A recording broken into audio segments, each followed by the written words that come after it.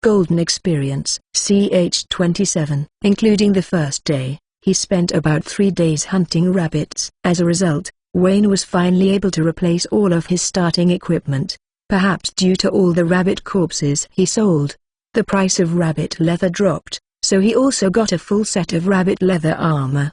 He didn't know what the low-quality starting short sword was made of, but he bought an iron sword with higher attack power to replace it. Cast metal goods were also considered cheap, but the price of iron tended to go up, so it was an acceptable purchase. Because he funneled his income into improving his combat effectiveness, he still hadn't obtained a hatchet or any clothes suited for foresting. It was frustrating not to have made any progress on that front, but that was just how things went. Apparently the nearby mining sites had fallen into monster territory, and they were currently home to all sorts of beasts. That was why iron was so valuable right now. In all likelihood, the early towns were fixed in ways like this so that they couldn't produce higher quality goods.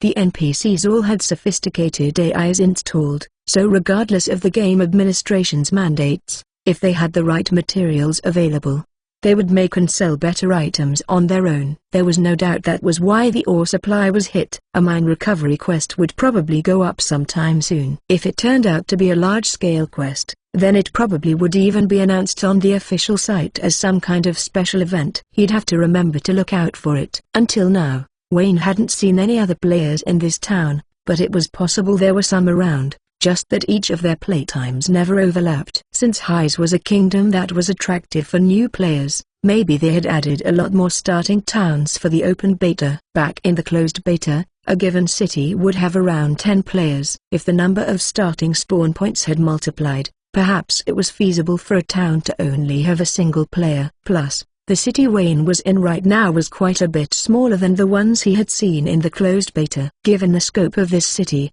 he could believe that the starting spawn table had changed. If a large-scale quest did get posted, it would be pretty hard to complete. A single player couldn't do much on their own. Normally he'd have invited friends to play together, but, while it could have worked out during this vacation, on most days it was hard to find time to play with his VR friends, who all had work as well. He still hadn't had a proper chat with any of the NPC sellswords, but thinking about it now, cooperating with NPCs didn't sound bad. Since NPC lives were rooted in this world, the sellswords who lived in this town shouldn't foolishly try to do anything criminal or fraudulent. That made them much more trustworthy than random players he had never met before. Back in the closed beta, Wayne had a horrible experience with a Pka. At first, this Pka pretended to be an NPC. When Wayne was having trouble, this NPC reached out to him and offered to lend an ear. They said that it would be best to speak elsewhere, led him by the hand to an alley, then,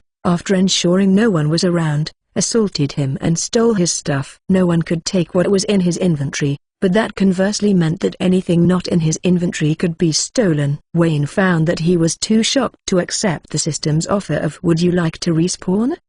Perhaps having anticipated that, the Pka stripped off Wayne's expensive equipment first, starting with his weapon. When he finally respawned, he only had his undergarments and some cheap gear left. The Pka had only stolen his equipment, but what he lost included his ability to trust other players, as well as XP. Ever since that day, Wayne made every effort to determine if anyone he met was a player or an NPC. He never found another player dressed as an NPC, but he discovered a way to detect whether someone was a player through conversation. The key was the inventory. Players would always carefully access their inventories. It was one of the game systems available from the very start, so of course they would. However, NPCs would absolutely never use it. They couldn't, after all. So Wayne used the inventory as a test to distinguish players from NPCs. However, since he never found another player posing as an NPC, knowing this difference never proved to be of any use. In any case, his vacation was nearly over. On weekdays, he'd only be able to log in at night. The next time he had time off would be when the game officially launched, meaning the number of players would go up, which should mean more players would be appearing in this town. If any large-scale quests were to be released, it would probably be after the launch. One weekday night, after logging in, he went to the Sellsword Guild. Since time in the game passed 1.5 times faster than it did in the real world, it was morning here. The official launch of the game was scheduled for 2 days from now in the real world, so it was announced that tomorrow the game would be down for maintenance for a full day. That meant this was the last day of the open beta, or the early access period. Somehow, he managed to acquire some magic skills the day before. What he had learned were, Fire Magic S, Magical Affinity, Fire, and Flare Arrow. The early game had a lot of monsters that were particularly weak to fire, and it also had comparatively higher attack power than other elements did. In PvP, the speed of lightning magic was superior, but if you could survive the first attack, being able to counterattack with fire magic would result in a higher damage output. Assuming both players had similar stats, at least he had learned some magic, and his gear was also in order. With that, he should fit in well with the local sales odds. Due to his real-life obligations, it was always difficult to find opportunities to team up with those sales odds. But if a large-scale quest were to go up now, it would be easier to cooperate with people he knew in passing over people he had never met before. It wasn't bad, slowly getting acquainted from regular contact. However, for some reason, someone called out to him today. Since it was still early today, there were only a few sellswords lingering around the guild. The old receptionist guy had been worriedly looking around at no one in particular when he noticed Wayne. "Hey, it's you." "As soon as I saw ya, I remembered something I wanted to tell ya." "Huh? Me? What did you need me for?" Before now, the receptionist have never needed to talk to Wayne about anything. Even if there weren't a lot of sellswords around,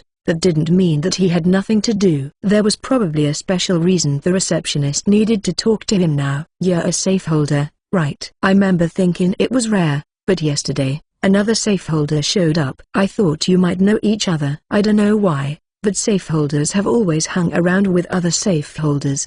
It must be another player." Wayne had thought he was the only player in this town, but apparently not. "Well, wait, based on what the receptionist said, they only showed up yesterday." That meant they were a new player who started the game either yesterday or earlier today in the real world. Seeing that they came to the Sellsword Guild, it was probably a proper player. If it were Upka, they wouldn't come here. Whether a criminal was a player or an NPC, townsfolk didn't care. It was robbery or murder either way. Not to mention Upkas were unlikely to brazenly make use of the town's accommodations. And most of all, you couldn't tell a player from an NPC at first glance. In most cases, since Upkas were focusing on picking, they only saw NPCs as sources of XP. They wouldn't even think of coming to the Sellsword Guild to find work. "Oh, speak o' the devil. That girl there, she's the safeholder." Wayne turned around and looked at the person in the entrance. It was a female cat beastkin. She had swept back bright, reddish-brown hair. While overall she seemed kind of unattractive,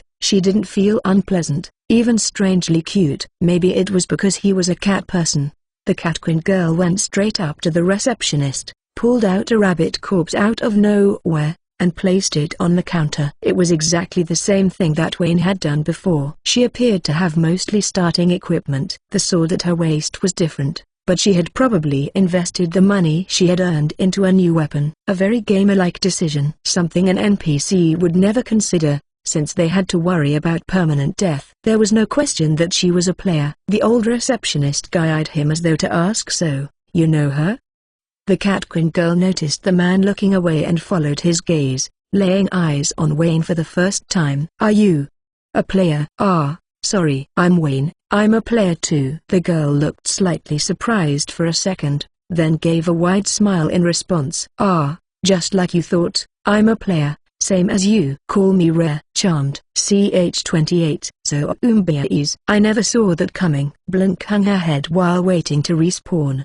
But really? Considering she was a skeleton, it stood to reason that there could be zombies too. Or really, zombies were more human-like than skeletons were. "Don't we both belong to the they're already dead group?" "Maybe I could think of them as friends." "Nah, totally no way." "Well, whatever, no need to get down. If they're not friends, then I can just burn them up." Blink swore that this time she would learn her lesson and not let her guard down as she set out. At the place where the natural cave wall transitioned into man-made wall, their zombie from before. Well, she wasn't exactly sure if it was the same one or not, but a zombie was shuffling around there. While she did jump at first, she remembered her lessons and, without letting herself stay frozen stiff for too long, fired off a flare arrow. To start, she wasn't sure if it was maybe because of gases that were let off from decomposition, but the zombie burned really well. Even though they were way bigger than the ants were, they took a lot less time to burn up. Magic sure is strong. Or like, I don't know if flare arrow is normally better or if all magic is just as good. Ah, I did put all my points in INT, so maybe it's my magic that's good. But if flare arrow was an instant kill right now, then she didn't need to go out of her way to try out other spells. If she ended up not killing something in one hit, then she might suffer additional mental trauma, not to mention that it'd be a waste of MP. Flare arrow was producing results, so flare arrow was fine. For any weapon at all, reliability was paramount. The zombie dropped something. Although honestly, she had absolutely no idea if the burnt bottom half of a zombie had any value whatsoever. Not to mention she didn't want to touch it at all if she could help it, so she decided to just leave it there. Unfortunately for her. What? There's another one. Another zombie appeared and began eating the charred remains of the previous one. Since it looked more or less human, the speed at which it consumed the corpse made her feel sick to her stomach. So I still get traumatized either way. As her face paled, she fired a flare arrow at its defenseless head. Well, not like my face actually changed color, it's already white after all. However, due to the sound of the spell and the smell of burnt meat, more and more zombies ended up coming to Blink's location. There was an old movie that had a scene just like this. Thunderbolt. Brilliant lightning gathered in Blink's hand, then instantaneously stabbed through a zombie. When it did, the zombie's entire body immediately lit up with electricity, then its scorched remains collapsed to the ground. Apparently, Thunderbolt could also defeat things in one hit. Ice bullet, water shot, air cutter. Casting spells one after another, she took care of the zombies in short order. Given Blink's high INT, it didn't matter which spell she used, they could all one-shot a zombie. The only difference between them was how the dead body looked afterward. No wait, they're zombies, so aren't they already dead bodies? At least as far as Blink could see, they're zombies she defeated and the ones standing and walking around were the same. And why was that? Because any zombies she beat would immediately get swarmed by more zombies. Welp, I guess it's just that kind of game, or actually like, what the hell? How many are there? They just keep coming. She had already fired off 5 spells in a row, so she couldn't attack again for a little bit. She still needed to wait another 20 seconds until Flare Arrow was ready, which was the first spell she had launched. She had no choice but to fall back and stall while her spells cooled down, then continue defeating enemies one at a time. Luckily, the cavern behind her wasn't too spacious. Only 2 shambling zombies would be able to attack her at the same time. Without taking her eyes off the zombies swarming around the corpses, Blink slowly moved backward. Regardless of how many zombies there were, Blink also continued to produce more corpses. There was still some time before the feasting would end. I guess I'll use air cutter first. Another corpse fell to the ground. Paying no attention to Blink, who had just attacked them, the zombies dove greedily for the new meal. As long as there was bait somewhere, it seemed like they wouldn't choose to attack Blink. And my cooldown's up. Flare Arrow. At her current pace, she believed she could keep casting spells in between waiting for cooldowns without problem. She was more worried about her MP running out. If she waited a bit more between each spell, her natural MP regen should be able to keep up, but in terms of making sure there was always something for the zombies to devour, it would be too slow. This feels just as horrifying as watching a horde of ants swarm at me, except this wait takes a really long time. Even still, she couldn't relax given what was going on here. In a dimly lit cave, endless dead bodies were greedily consuming other dead bodies, while slightly separated from them, a lone humanoid skeleton observed it all happening. No matter how you looked at it, this was a scene from hell. So what do? I think I'm just royally fucked here. This game has got to be aimed at the really hardcore gamers. I've just gotten super lucky so far, otherwise I feel like I'd have gotten completely fucked a long time ago. Firing off flare arrows, as necessary, she tried to think of some way out of this. If everything continued the way she foresaw, nothing would improve. In that case, even if her overall situation got worse, it might be best to prioritize her MP regen. As long as she had MP left, she'd at least be able to do something, even if it ended up being pointless. Finally, there was only one corpse left for them to eat. Her MP hadn't fully recovered, but she had enough to fight. Once they ate that body, What would the remaining zombies do? She should wait to see that first before she decided what she would do. Having finished devouring the final corpse, the zombies all stood up. They looked over at Blink. But, they aren't coming to attack me. They shuffled around aimlessly at the invisible line where the natural cave wall turned into the man-made wall. Occasionally one would see Blink, but as soon as it took a single step toward her, it would immediately stop and go back to shambling. They can't leave the ruins or something? Is that it? She slowly and quietly approached the zombies. More of them noticed her now, but they still couldn't seem to attack her. They really can't come over here. Could this be? She had stumbled onto a bonus stage. Blink timed a rotation based on her natural MP region and began slaughtering the zombies. CH-29. Some minutes later, Blink started getting the impression that the number of zombies was decreasing, meaning she was finally close to clearing out the entrance to the ruins. She had no idea how many she had killed. Their zombies ate all the dead bodies, so the only things left were the remains of the final zombie and the one it had been eating. I wonder what happens to the ones that get eaten. Anyway, she could finally start exploring the ruins. Her original goal had been to kill off all the enemies, then try to claim the zone as her own base. She carefully stepped over the zombie bodies and peeked into the hallway. Nothing was there. She went in all the way. She didn't hear any sounds. Did I really get them all? Even if there were any zombies left, Blink should be able to outrun them. Fortunately, this hallway was easier to traverse than the cave was. Their zombies wouldn't be able to chase her all the way out to the cave. If she ever got surrounded, as long as she could take down one zombie, that should redirect all the others to the corpse. If she only had to worry about zombies, she didn't think she would have any trouble. I've been at it for a while now. Whoa, it's already been 8 hours. HNN, well, whatever. I don't got anything to do tomorrow anyway. She didn't know what era these ruins were from, but being able to explore them was an experience she'd never have in the real world, or even in other VR games. Blink felt touched at the idea. In a full reversal from the little hell she had experienced earlier, she completely morphed into a tourist now. A more experienced gamer would have mapped out the place while proceeding, but Blink just blithely wandered around. It was basically impossible for her to return to the first cave from this one, after all. Eventually, she came upon a massive door covered in elaborate carvings. Ooh, this feels a lot like a final area. But nah, I have no idea where I am in the ruins, so I have no clue if this is the deepest room or anything. Or like actually, am I lost? At least in terms of returning to the first room where she spawned in this cave, Blink was definitely lost. That meant she had nowhere to go but onward. Although she wasn't actually sure if she was strong enough to open the door, she still resolved herself and tried anyway. The door rumbled heavily as it opened, but it was much lighter than she expected it to be. And actually, it opened on its own partway through. In the room beyond the door, there was a throne all the way in the back upon which sat a beautiful man with blonde hair. A trespasser. How long has it been since the previous one? I have not seen my servants for some time now. Did you defeat them, trespasser? Whoa, he talks to me. Or like, it's a person. It's my first random villager. It was the first time since starting the game that she had come across an NPC capable of communication. Blink was super excited. How dare some skeleton call me a villager? Answer my question. I would hear if you defeated my servants.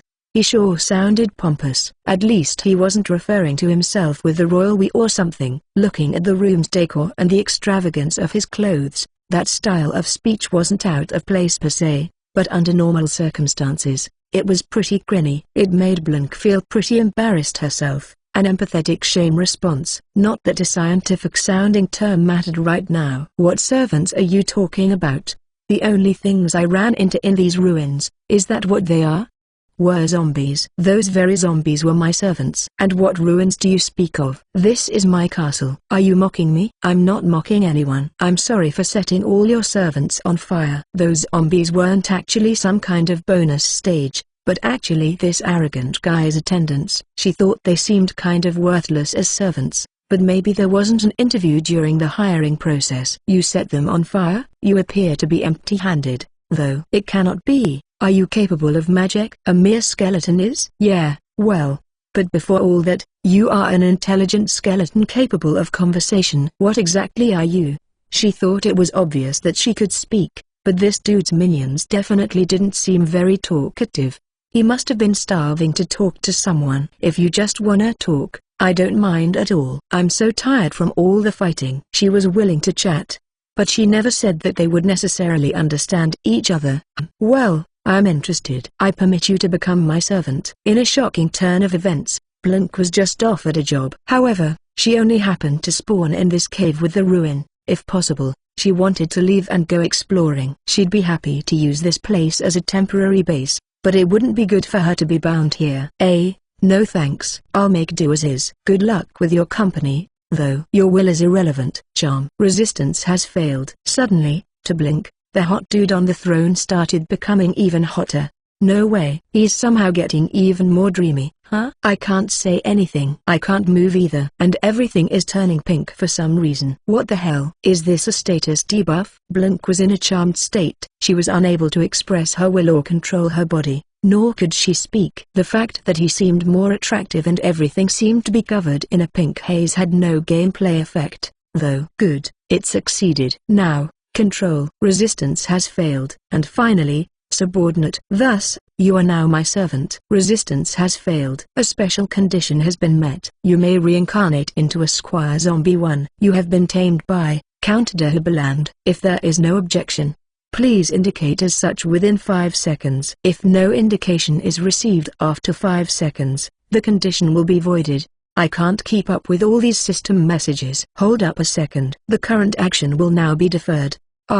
Phew, it's waiting for me. Let's start from the beginning. First was that resistance has failed message. It appeared when the guy the system called Count Dahomey, or whatever used charm, control, and subordinate. Blink didn't know any specifics, but she did glean that they were skills of some kind. Considering the zombies that were servants and the fact that he was sitting on a throne in the middle of this old castle, this Count guy was probably a vampire or something like it. And now Blink was under the effects of the vampire's charm and control. Or rather, she failed to resist them. Because of that, she couldn't move her body and was about to be tamed or whatever. Next was the "you may now reincarnate" line. Squire Zombie must be those things she roasted back out in the hallway. She didn't know what the reincarnate system was, but if she were to accept it, apparently she would end up turning into the same type of zombie. Hold up now, she was not on board with that. Last was the tame part. She also didn't know anything about a tame system,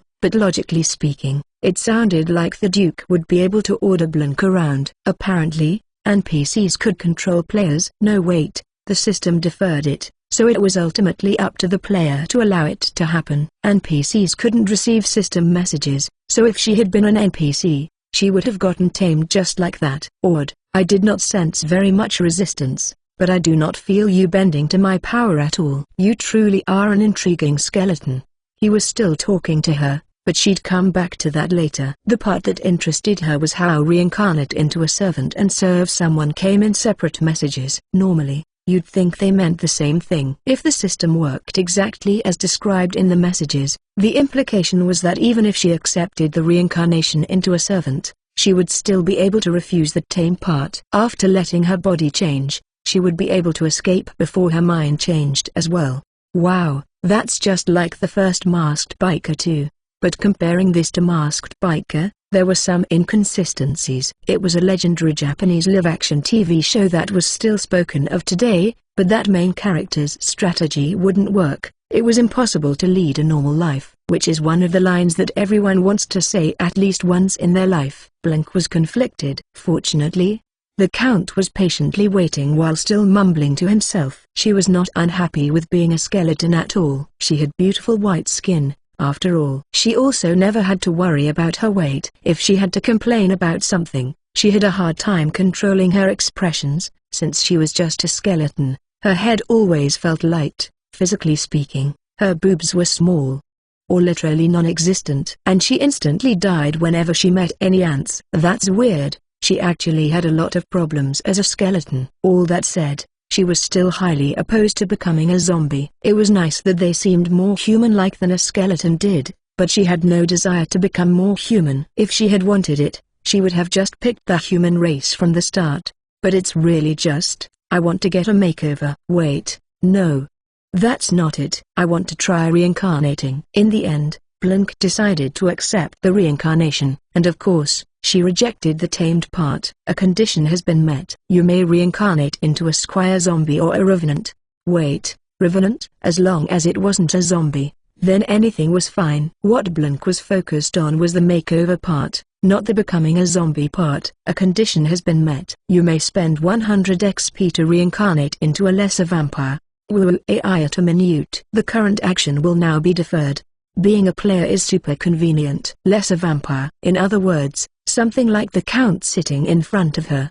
The lesser part probably meant it was somewhat inferior to the Count, but that was still better than being a servant or a dead body. She might not be able to go out into the sun, and she might become weak to garlic. But she'd never actually seen the sun in this game anyway. And she already didn't like garlic, so she effectively saw no downsides. Blank had earned a bunch of experience from those zombies, so she spent half of it to reincarnate into a lesser vampire. 1. This is one of those things where it has Japanese characters that say one thing but there's a reading above that says something different. In this case, the kanji translate to vampire's servant while the reading is squire zombie. 2. Pretty sure this is a reference to Cayman, Masked Rider. CH30. To all players, thank you for playing. Boot Hour, Shoot Curse. Serve maintenance prior to the official launch began today at 12 o'clock AM. And it has now concluded as of 11 p.m. With the conclusion of maintenance, the game version has been updated to 1.01. The official service will begin tomorrow at 10 o'clock a.m. With the official launch, a subscription will now be required to access the servers. After logging in for the first time after maintenance, please be aware that you will need to agree to the updated User License Agreement, Service License Agreement, and Privacy Policy. Here are the gameplay changes that will be included with the start of official service. Some spawn locations for some races were deemed too difficult. The available random spawn locations have been adjusted so that new players are presented with a suitable degree of difficulty. Starting spawn locations were found to be overly biased based on the population of the nearest city. It has come to our attention that some of the game systems did not receive sufficient explanation. There have been questions regarding a country's use of the skill subordinate. Certain non-player characters, such as nobles, have access to subordinate. Allowing yourself to be influenced by this skill in the system allows you to join groups such as Night Orders. Based on the nature of this influence, it is possible to unlock new skills and/or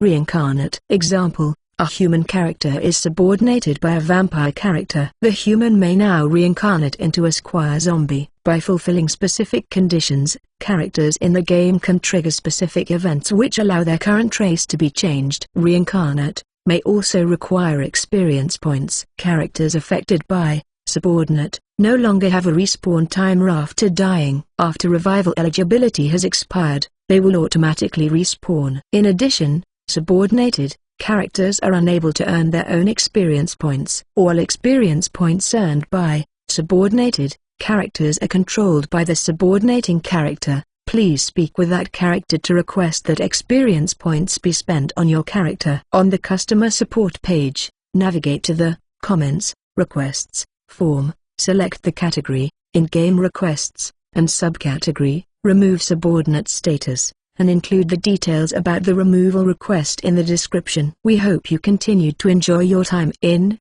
Boot Hour, Shoot Curse. To all players, thank you for playing Boot Hour, Shoot Curse. To celebrate the official launch of the game, a server-wide event is currently in development. The event will begin 2 weeks after the official launch at 8 p.m. and last for 2 hours. For this event, time in the game will be provisionally accelerated. Players will experience 48 hours during the 2-hour time span of the event. Players cannot join the event partway through. Players who retire from the event early will not be able to rejoin. Players who wish to participate in the event will be required to sign a new license agreement. Underage players who wish to participate in the event will need the consent of a legal guardian of age. More information about the event will be announced on the official website at a later date. We hope you continued to enjoy your time in Boot Hour, Shoot Curse. CH31. It was finally time for the full release. Today was Wayne's payday. It was also the day before a holiday, so he'd have 3 days off again. As someone who started playing during the open beta, he didn't need to worry about the glut of new players. All the ones starting after the official launch would have to compete against each other for all 3 days of his vacation. or 2 days for those who didn't start until tomorrow. Yo Wayne, been waiting long? No, I just got here too. Rare. 2 days ago, he met the player Rare, and they promised to explore the forest together on the day of the official launch, today. However, Rare still had the starting armor, so first they had to upgrade it, otherwise it'd be too dangerous. Fortunately, Wayne had been able to scrape together enough money for a hatchet and an overcoat, and Rare also hunted enough rabbits to afford new armor and her own overcoat. It helped that the cost of rabbit leather was down, too, since rabbits were also sold for their meat. Even if the market was oversaturated with leather, the price per head wouldn't drop all that much, which was great for beginners. They only had Wayne's hatchet between the two of them. But since they didn't have any more people joining them, as long as Wayne took the lead, it should be fine. Part of him also wanted to look good in front of this new player. Since gaming was a special activity for Rare, it seemed she enjoyed the role-playing aspect a lot. To that end, they didn't really talk about being players, pretending they were residents here, both with each other and with the NPCs. The game's NPCs, or the residents of this world, being what they were, Wayne wasn't opposed to acting the part. In spite of that, she had a friend who was playing separately, as occasionally she would clearly be using friend chat to talk to them. He wondered why they didn't play together, since they could friend each other in advance during account creation, before character creation, which would let them spawn together, but they hadn't known that. When Wayne told the friend this via chat one time, it was comical how shocked they were to find out about it. What an innocent person. Wayne thought about adding Rare to his friend list, but he wasn't sure if she trusted him yet, so it was hard for him to ask. That was how things were in this day and age. Even in VR games, it was dangerous to formally connect with people using the system unless you trusted them. In the real world, the criminalization of stalking had finally begun being enforced in earnest. But it was still hard to build a case for victims of VR stalking. Friending someone in a game could be used as a pretext for stalking. But of course, Wayne had no interest in stalking. He had also spent time messing with his appearance in the character creator until it matched with the handsome characteristic. As far as he could tell, Rare's appearance looked completely natural. That said, it also didn't feel like she had done a full scan and just kept the default face. If you were to spend the time changing your face, most players would opt to be attractive, and those who didn't would usually just take the default that was generated from the full scan. If she had changed anything, it surely must have been her hair color. This vivid red-brown didn't exist in the real world, and no one would ever willingly dye it that color either. Though that might just be Wayne's preferences talking. While his character's looks weren't bad by any means, Wayne was starting to have regrets over the way he designed it.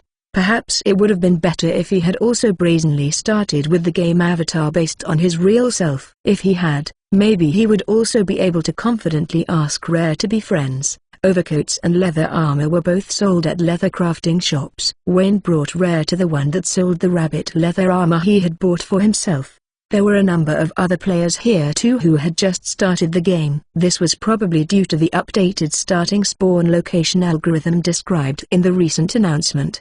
He had happened to meet Rare and teamed up with her, but if not for the change to starting spawns, things would have become more and more difficult as time went on. This game's world was massive, so even if he wanted to go to another city to find people to group with, it would take some days to travel in game time. It was kind of odd to realize that it only took about a day in real-world time. It wasn't something he could just decide to do on a whim. Anyway, Wayne thought it was good that more players were joining the server. That way, if a large-scale quest did get announced, there was a higher chance that it would be completed successfully. By the way, Rare, did you hear that they officially announced a server-wide event? Yeah, now that you mention it, I did get that notice, Rare replied after thinking for a second.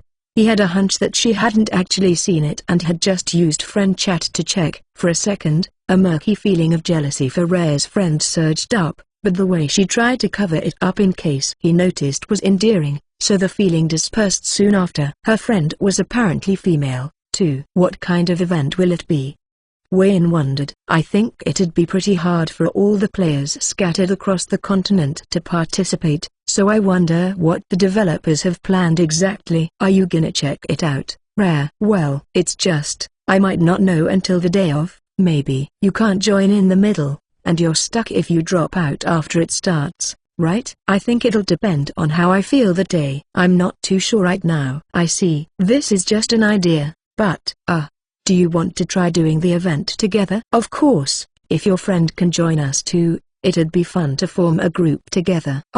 Yeah, if it looks like I'll join, would that be okay? I'll tell my friend too. After that, they bought 2 overcoats and Rare's rabbit leather armor from the leather crafting shop, then left the city. This time, the guard at the gate didn't stop them. Perhaps it was because their new equipment gave them the look of qualified sellswords, or perhaps it was because they were a party of 2. Wayne entered the forest at the same spot as the last time and hacked away the vines and brush, clearing the way for Rare. Even though it was the middle of the day, the forest was dark and gloomy, and visibility was poor. They shouldn't have entered into monster territory yet, but he didn't know exactly where the boundary was anyway. You haven't been over this way yet, right Rare?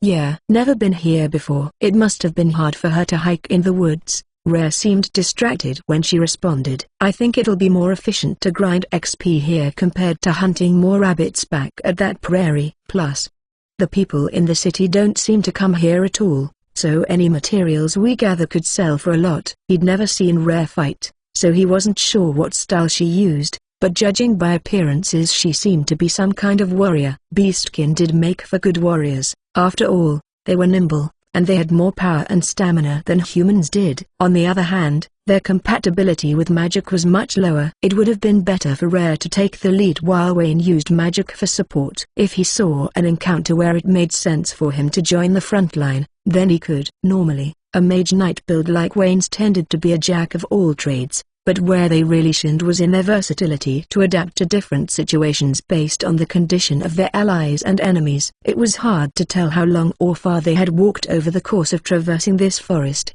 but according to the system clock it had been 1 hour. They had traveled about as far as they had originally planned, and they should now be getting close to monster territory. They hadn't encountered any monsters yet, but the probability of it happening would be very high from here on out. We should start seeing monsters soon. Be on guard. Yeah right, soon. Got it. They kept walking forward cautiously, vigilantly watching their surroundings.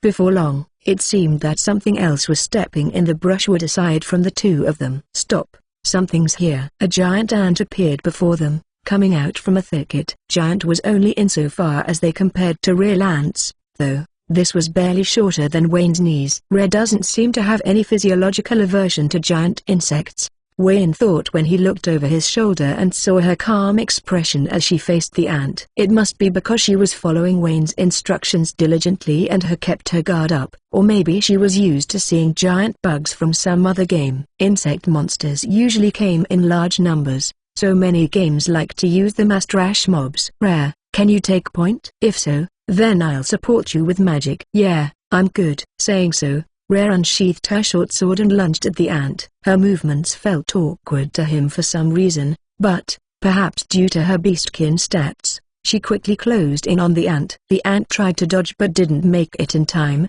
losing a leg from the failure. It was unable to stay upright. All right, flare arrow. Wayne's spell hit the ant, burning it to cinders in a flash. He cast it as support, but it ended up basically doing all the work of defeating the ant. However, because of Rare's single attack, she probably also earned some XP. After checking how much XP he earned, Wayne concluded that it was a little more than he got from grinding rabbits solo. So that's magic, huh? Sure packs a punch. Yeah, well, you know. But we don't get any materials, so next time we should try to defeat them with our swords if we can. Got it. After that, they kept hunting ants right up until they had planned to head back. By the time they got back to the city, the sun was just about to set. The next day, Rare had plans or something came up, he wasn't sure, but after they sold their materials at the Sellsword Guild, they split up. If Rare didn't appear at the guild the next endgame morning, then Wayne would go back to soloing. CH32 makes sense. If my followers kill Sugaroos, they get nothing, even if they should have normally gotten XP from it. Looks like we really can't break the game that way, Rare muttered to herself while watching Kerry fight an engineer ant. Next to her, Sugaroo nodded, noting that she'd never tried having her followers attack each other. As a result of reconstructing the ant caverns, they had made a new Queen's Chambers, which was where Rare observed Kerry's battle. Not counting the day of maintenance, It had been about 1 week in the real world. During that time, Rare had expanded her territory to include nearly all of the great forest that was considered monster territory, which surrounded the cave. Aside from some groups of monsters set aside for supplies and provisions and a goblin village that was left alone to be used to farm XP, nothing that lived in the forest dared defy the rule of Rare's group. After conquering the great forest, Rare had set her home base to an area near its center. While it was all under her control, it seemed she couldn't set the entire cavern system as her home, so only the Queen's chamber and the rooms around it were considered her private area. In the process of expanding the underground ant nest to encompass the entire area of the forest, they accidentally stumbled onto a mine that was on the edge of monster territory, where they ran into human NPCs. Since it was so close to their territory and gave them access to mineral resources, they went ahead and conquered it anyway. In addition, around the underground edges of the forest, they were producing peat alongside a water vein, and they had also found coal. The ants were able to easily procure underground resources without needing to perform open-pit mining, and if they could use the coal to refine iron ore, then their supply of metals would improve dramatically. Rare had Remy learn blacksmith skills, and right now a forge was being constructed in one corner of the nest in order to start producing metal equipment. A number of the engineer ants, who wouldn't see much combat, were taught the blacksmith, leathercraft, and clothcraft skills, then assigned under Remy's command with the ultimate goal of mass production. With the great forest under their control, they started dyeing the prairie. Ant tunnels extended deep underneath the area, and exit holes were dug for the ants to observe the zone. Using these, they could spy on the people there. The ants were under strict order not to let anyone catch sight of them, but they were allowed to hunt rabbits as long as they stayed within a certain limited range of the exits. If the human side were to consider them a threat, the country could decide to invade the prairie and the great forest, which would not be good at all. On the few occasions when they were accidentally seen, the witnesses were unable to defeat a group of 5 ants working together, so they were quickly turned into XP for Rare. It seemed that humanoids were worth a bit more XP than monsters of the same level. This was the same as in the closed beta. It was probably because their items and equipment counted toward their combat capability. Thinking only in terms of XP efficiency, they made for wonderful prey. The most efficient course of action would be to farm players, who come back to life, but they hadn't found any yet in the area they monitored. If the number of players increased with the official launch, she would have to keep tabs on the changes in their population while they regularly farmed those players. If a squad were unable to defeat someone, then, while that squad's ants were being killed, things were arranged so that other nearby squads could come and continue the fight. Even if they could manage to beat a single squad, apparently no one could possibly beat a full platoon consisting of several squads. Since this was a starting town, that much was obvious. On another note, they found out the reason ant corpses would disappear. Apparently, they automatically respawned after about an hour. Sugaroo wasn't interested in keeping track of all her ants, so she never noted,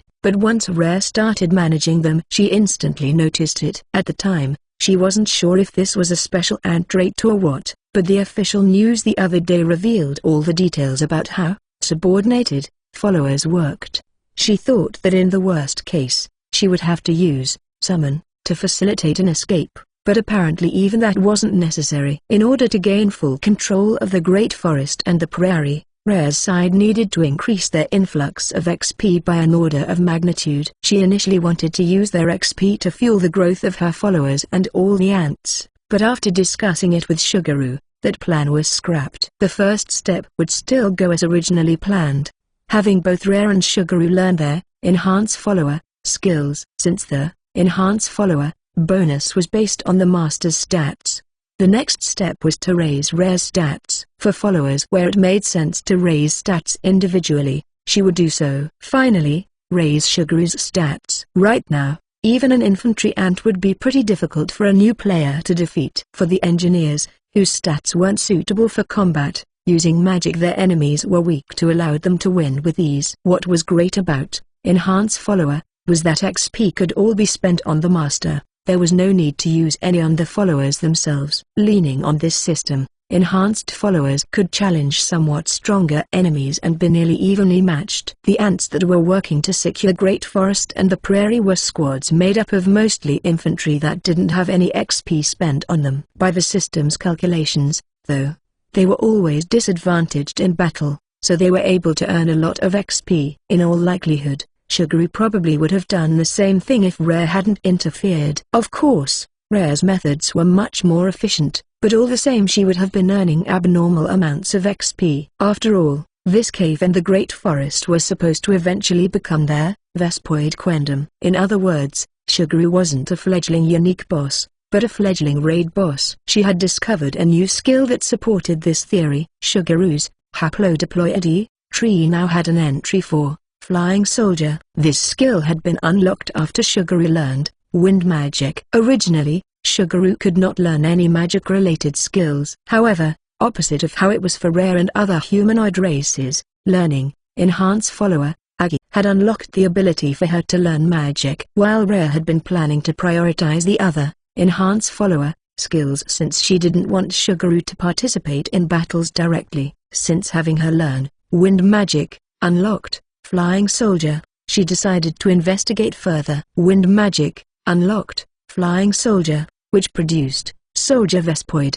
They were giant wasps. Since the trees were so dense in the outer parts of the Great Forest, they were forced to fly up in the sky, but in the deeper parts with more room they showed off some amazing footwork and offensive ability. They cost quite a bit to produce, but once their stats went up, their LP and MP also rapidly increased, so Shuguru used them as her regular infantry now. Fire Magic unlocked Shock Trooper, which produced Assault Ants. These looked similar to fire ants, and they sprayed not venom or acid but fire from their abdomens. Compared to real-world flamethrowers, they had superior range and firepower. What they did was ignite a highly combustible liquid, so even after shooting at a target, the fire would remain for some time. This was a dangerous ability to use in the forest, so while they got produced, they normally stayed in the nest and helped the engineers out. The ones who were assigned to active squads were also under strict orders to never use their flamethrowers without seeking and getting approval first. Lighting Magic unlocked Sniper, which produced Sniper Ants. In the real world, snipers weren't a separate branch of the military. They were just specialized infantry, but here, infantry ants couldn't learn sniping skills, so they were considered separate units. Compared to regular infantry, they had longer feelers, skinnier bodies, and their stingers were different as well. They were straight, long, and narrow like a gun barrel. Snipers also bent their abdomens up over their thoraxes in order to snipe targets, visually similar to scorpions. When she analyzed one of the shells they fired, after melting the hard covering with acid, inside was some kind of incredibly hard substance that felt almost like metal. Maybe they used lightning magic to fire them off like railguns. When sniping, they made hardly any noise at all. What fearsome assassins! Earth Magic unlocked Artillery. Compared to snipers, their artillery ant's range was shorter and its reload time was longer, but a single one was capable of various oppressive fire at range. By appearances, they looked like fat snipers. Their shells were, simply put, highly explosive, but they could also fire ones that wouldn't explode. They had the potential to turn the tide in both small group and siege warfare. Not that she had seen them in action in either scenario yet. Ice Magic unlocked Scout, giving birth to Scout Ants. Once again, conventional thinking would lead one to believe they were the same thing as infantry, but apparently they also served in communications. Scout Ants could send and receive messages directly to and from other Scout Ants. However, all the squad leaders were already registered as friends with Shuguru, so the need for a specialized communications unit was low. However, one was still included in every squad as traditional scouts with high stealth capabilities. Water Magic unlocked Suppliers. The resulting Transporter Ants were unfortunately the most obsolete. The infantry ants already had enough INT from Enhance Follower to use their inventories. The entire concept of supplely trains was null and void. For testing purposes, a small number were produced, but they were all assigned to mind the nest. With Shuguru's current strength, if she were to produce a huge number of these ants, the human countries would be torn apart like paper. The strength and variety of mobs guarding the way to the raid boss were no joke, and since she learned a ton of magic, Shuguri herself was powerful enough to be a fearsome mage-type boss. Or rather, that was the kind of force Rare was raising under her. Rare was watching Kerry do her best to go easy on an engineer ant, pulling her punches as they fought each other, as usual. Indeed, Rare was currently watching through Kerry's eyes. CH-33. After learning all the elemental magic types for the enhance follower skills and boosting all her stats, Rare had more XP than she knew what to do with and was thinking about how to spend it. She could just keep dumping it into her stats, but that could be done at any time. It would be better to only increase stats based on what was needed at the moment and instead improve her countermeasures for others' skills. That said, she didn't feel like investing in weapon skills. Not only was Rare not planning to ever participate in close quarters combat, but also weapon skills would be taken by regular players already, so there would be buzz on social media about any skills that were especially good. She could just wait to learn them until after that information spread. She was also reluctant to get any more crafting skills.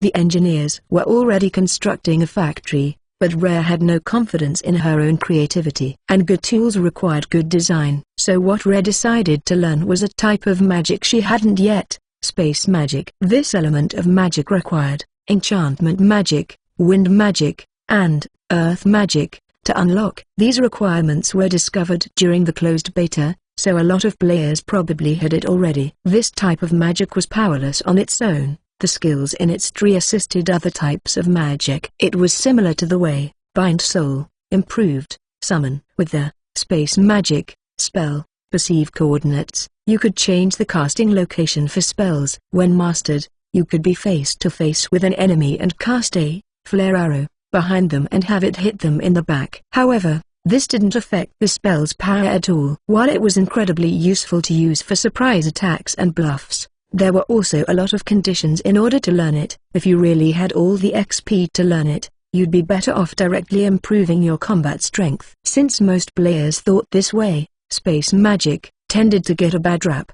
Perceive Coordinates was also limited to your own perspective, so in general you were limited to your own field of view. To start, Rare wanted to test stuff like whether the summon location could be moved to a specified position. She had already learned all the prerequisite skills, so she only had to pay for the cost of learning space magic itself. Since Rare had already acquired quite a number of skills and fulfilled a lot of conditions, she was excited to see if she unlocked anything in their space magic tree beyond Perceive Coordinates, but nothing new appeared. As she hoped, it was possible to designate the summon location, but it really was dependent on her own limited vision. Since Rare's vision was bad, even though it was a magic skill, she couldn't really use Perceive Coordinates to its full potential. She started to think this was a wasted purchase, but then she realized that, conversely, space magic itself could have fulfilled some prerequisites for other skills, so she decided to check her other skill trees. Discipline had a new entry called Perceive Follower. This skill informed her of her followers' coordinates, where they were at the time. Based on the skill name and the effect, there was no question that the unlock condition was Perceive Coordinates. After learning it, she checked all her other skill trees again. All this checking and rechecking brought back that feeling of excitement she had during the first day of the open beta.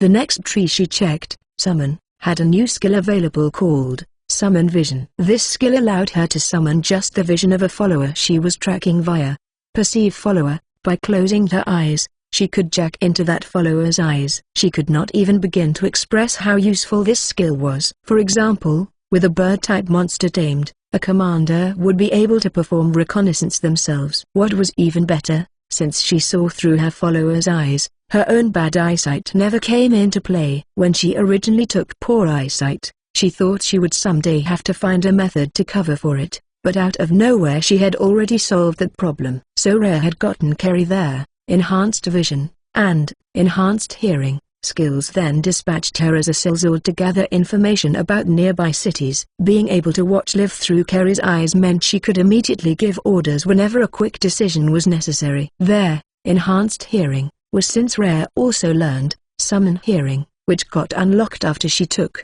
Summon Vision. When she had Carrie go to the city near the Great Forest, she had Carrie call herself Rare.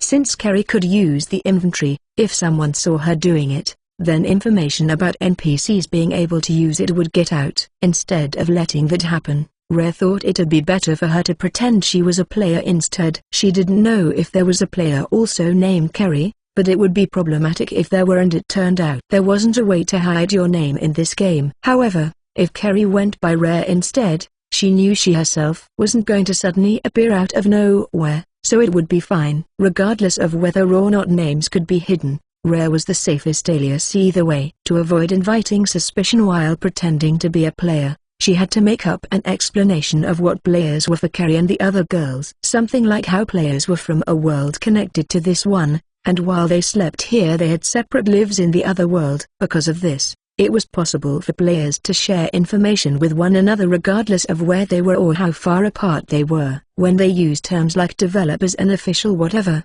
that referred to divine intervention that players were convinced existed but they held no particular reverence toward. Rare was honestly quite proud of the story she concocted. Since it would be unusual for players at this stage in the game to have gear like Carrie's, worn out leather armor fit for thieves or bandits, Rare took off her own starting equipment and had her use it. Carrie stored her own armor in her inventory while Riley went to town to buy some second-hand clothes for Rare to wear. They cost a pretty penny, going by the design. They were probably nobles' clothing. Right now, some of the ants were making new clothes using these used clothes as reference. In order to focus on gathering information in town, Carrie was told to just pick simple, random requests to fulfill. But if she were to run into another player, she should call out to them first before her cover was blown. Even if some of the things Carrie said were inconsistent, if she were to explain it away as role-playing, she should be able to play dumb. Rare had pretended to be an NPC before,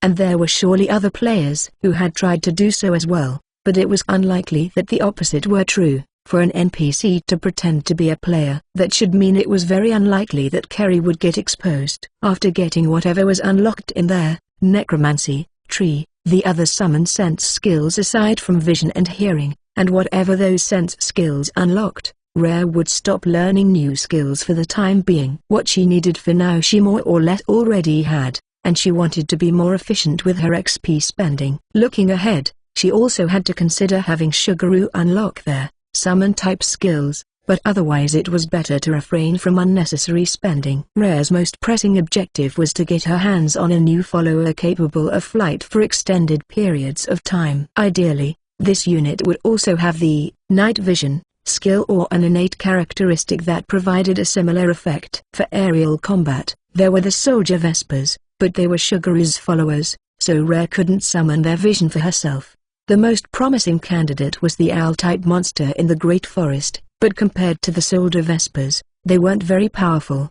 They wouldn't be bad for scouting, but she really wanted something that could fly long distances to gather information from faraway locales. Owls wouldn't be able to take on such missions. Something that could operate for a long time outside of forests, ideally with night vision, that doesn't stand out and can hold its own in battle. It would sure be nice if there were conveniently a monster that checked all those boxes. CH-34. While Carrie scouted out the city, Riley patrolled the Great Forest. There shouldn't be any monster in the forest that Rare's group wasn't aware of, so while they had their pick of owl monsters, Riley was told that if she saw any other flying monster that seemed strong, she should bring it back unharmed. Whenever it didn't seem necessary to jack into Carrie's vision, Rare would instead jack into Riley's to observe what was going on in the forest. Rare used the Queen's chambers to do this, where she, naturally, sat on a throne. After having the engineers process a rock into the vague shape of a throne, she spread a bunch of pelts from large monsters they'd hunted over it until it wasn't uncomfortable to sit on anymore. The seat portion was rounded while the back portion leaned back slightly, which helped distribute body weight since there was more contact with the throne's surface area. It was modeled after the driver's seat in a car from yesteryear to be comfortable even when used for long periods of time. Recently, she had even been simply sleeping on the throne whenever she logged out. Right next to the throne was Sugaroo's bed, which was basically where she produced ants. As soon as they were born, they were taught how to access their inventories, as well as friend chat if they were commanders, then assigned to squads. In general, as ant nests grew, they would expand their living areas. That meant they had to obtain more supplies in order to support all the ants in the nest. As far as Rare's group went, since they didn't have any larvae or pupae, it was easier to manage than real ants would be, but that also meant that as the scale of their operations increased, they had to turn the entire area of the Great Forest into their hunting grounds in order to keep up with the number of mouths to feed. That was why they had aggressively taken over the forest. Since they were managing it like a giant farm, some of the monsters and wild animals were actually more populous than before. Then again,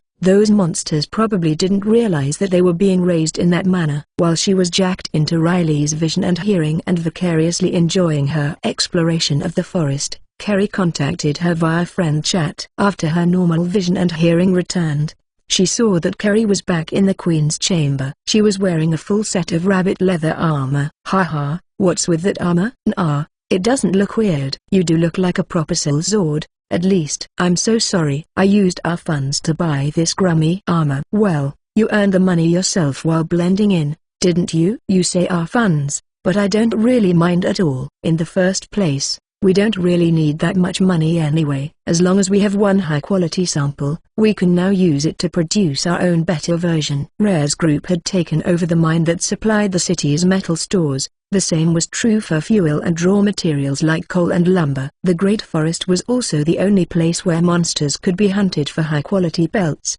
and silk from caterpillar-type monsters could be gathered. With a sample in hand, it was actually harder for them to produce an inferior copy compared to what was sold in the city. They did allow the city's lumberjacks to cut down trees on the edge of the forest. Due to that, Rare's subordinates and the monsters being raised never appeared there, so the citizens probably considered that area the edge of monster territory. In any case, trees with lower quality wood grew dense all around the edges, and even if they chopped down enough wood to supply the entire city, all the trees would grow back in about 10 days. Because of this irregular growth cycle, the city could never process all the felled trees fast enough, which might explain the formation of peat and coal layers underground. Boss, as you heard, there's a server-wide event or something. But, that's right. What should we do about that? Kerry and that Wayne player were talking about it, and Rare was also interested in the event. In games like these, events were usually very involved,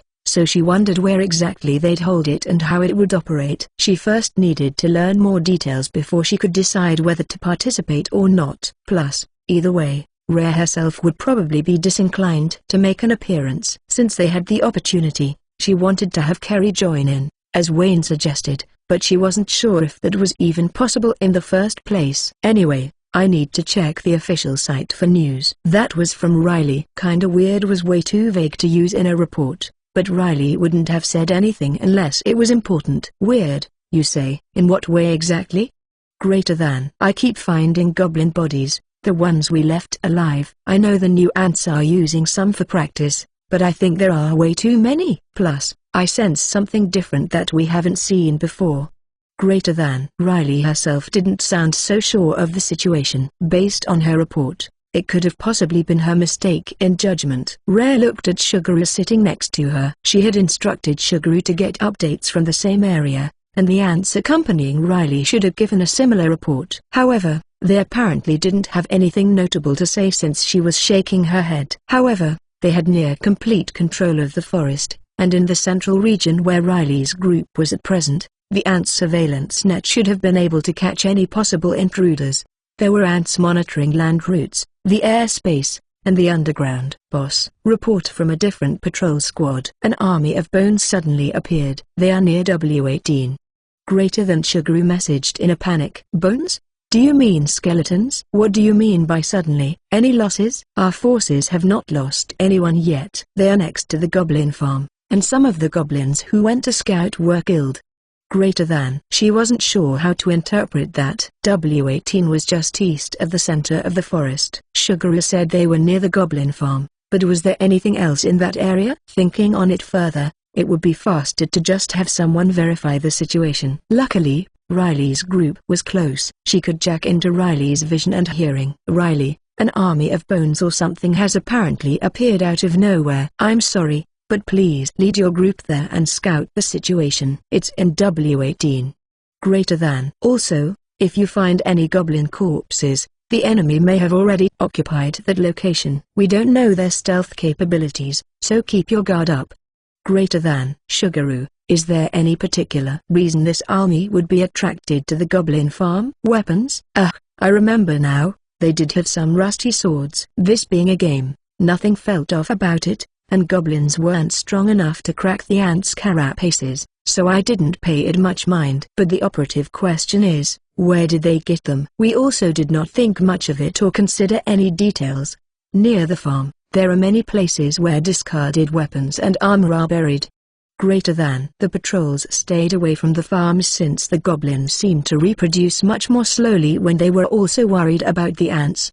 But Rare's group should have investigated the area more thoroughly. The underground tunnels also extended below the farms, but if the engineers never mentioned it, that meant all this equipment was probably buried near the surface. The reason Sugaru would not have reported it was probably because even if they excavated all the weapons and armor, they were inferior to what Rare's group could produce themselves, so there was no point in bothering with them. It seemed she wasn't concerned about farm livestock playing around with trash. It's true, even if she had brought up the topic, without an irregular scenario like what was happening now, Rare also wouldn't have thought it worthy of attention. Well, it's fine. If there are a bunch of forgotten armaments buried somewhere, that means it would stand to reason that the original owners of said armaments are probably buried nearby. We may not know exactly who they are, but I believe I know what they are. I'll wait for Riley's report to confirm before I make an appearance. If they're really undead, though, then I should be the most suitable person to be the host. This would be a great opportunity to try out that new necromancy skill. 1. The original chapter title is, which translates more literally to an easy 30 for not just polishing a chair with your butt. This could be a reference to a line by Arbio Pipinadon in Mobile Suit Victory Gundam, but it basically makes sense on its own, so I'm not sure if it's intended to be a reference. CH-35. Based on Riley's investigation, the Bone Army had sprung up from something like an armory near the Goblin Farm. For the sake of convenience, let's just call it a cemetery. All right, I'll go. Sugaru, you stay here. Kerry, why don't you come along too? Yes, boss. Rare walked through the caves accompanied by Kerry. When the ants had extended the tunnels to connect the Great Forest to the prairie, they enlarged them for humanoid races to be able to walk comfortably. These underground routes had handrails installed and, since there were no lights at all, they made traveling along them very safe once you got used to them. She eventually wanted to install some lights, but right now she didn't know of any light sources that didn't use fire. Since the ants navigated the underground tunnels using their feelers, the only ones who needed light were Rare and the 4 Catquin girls, so she would put off the thought for later. While proceeding down the tunnel, Rare touched base with Riley, then instructed Sugaru to send infantry to keep the enemy confined to the area around the cemetery. Their destination wasn't that far away from the Queen's chamber. Rare and Kerry would soon arrive beneath it, after which they would head for the door leading to the surface so they could meet up with Riley. Emerging into the cemetery, there was indeed a large army of bone-type enemies there. However, she couldn't tell skeletons apart from any other kinds of monsters at a glance. Part of the army was outside the cemetery but being harried by ants, while the rest of it inside the cemetery was being constrained by other ants from spreading out. How convenient. All right, I'll just go ahead and try it out now. Necromantic Barrier. When Rare activated Necromantic Barrier, a glistening black hemispherical magic circle appeared over the area. The arcane construction completely engulfed the entire cemetery, as she wanted. All the skeletons inside the magic circle froze on the spot, then turned as one to face Rare, the caster. Necromantic Barrier. Create a barrier at a designated area. All corpses within the barrier are turned into undead under your control. If there are any hostile undead inside the barrier casts control on them for no cost. Each undead may individually resist. Your MP is consumed while the barrier is active. If the barrier is cancelled or you do not have enough MP to maintain the barrier, any control effects generated by the barrier are cancelled. This new skill was unlocked after learning Spatial Awareness in their Space Magic tree. Ignoring the conditions for unlocking Spatial Awareness, it was essentially an area of effect composite of Necromancy, Bind Soul, and Control. It drained her MP like crazy, but if she wanted to suppress large groups of enemies, This would handle any weak undead. Since the barrier also raised any corpses, other enemy undead wouldn't appear later, and any undead enemies that resisted their control were easy to identify. Rare ordered the undead under her control line up and leave the cemetery. At the same time, she ordered Shiguru to have her artillery destroy all those undead. It would be faster to burn them all to ashes with flamethrowers, but that wasn't a good idea here in the forest. The only enemy that remained in the cemetery was a larger skeleton wearing battered decorative armor. It was probably quite extravagant long ago. This was the only monster that couldn't be controlled. Since maintaining the barrier was a waste of MP at this point, after confirming that the controlled undead were mostly destroyed, Rare cancelled their necromantic barrier. The last skeleton appeared to be trying to moan something. It wasn't speaking with human words, but, possibly due to necromancy, or some other skill, the system allowed Rare to somehow understand what it was trying to say about how it would never forgive the country's founders, who had sent them to this forest to be massacred. According to the skeleton, they were a country's Night Order. She had no idea which country it meant, but maybe it was whichever country the closest city belonged to, the one Kerry was operating in.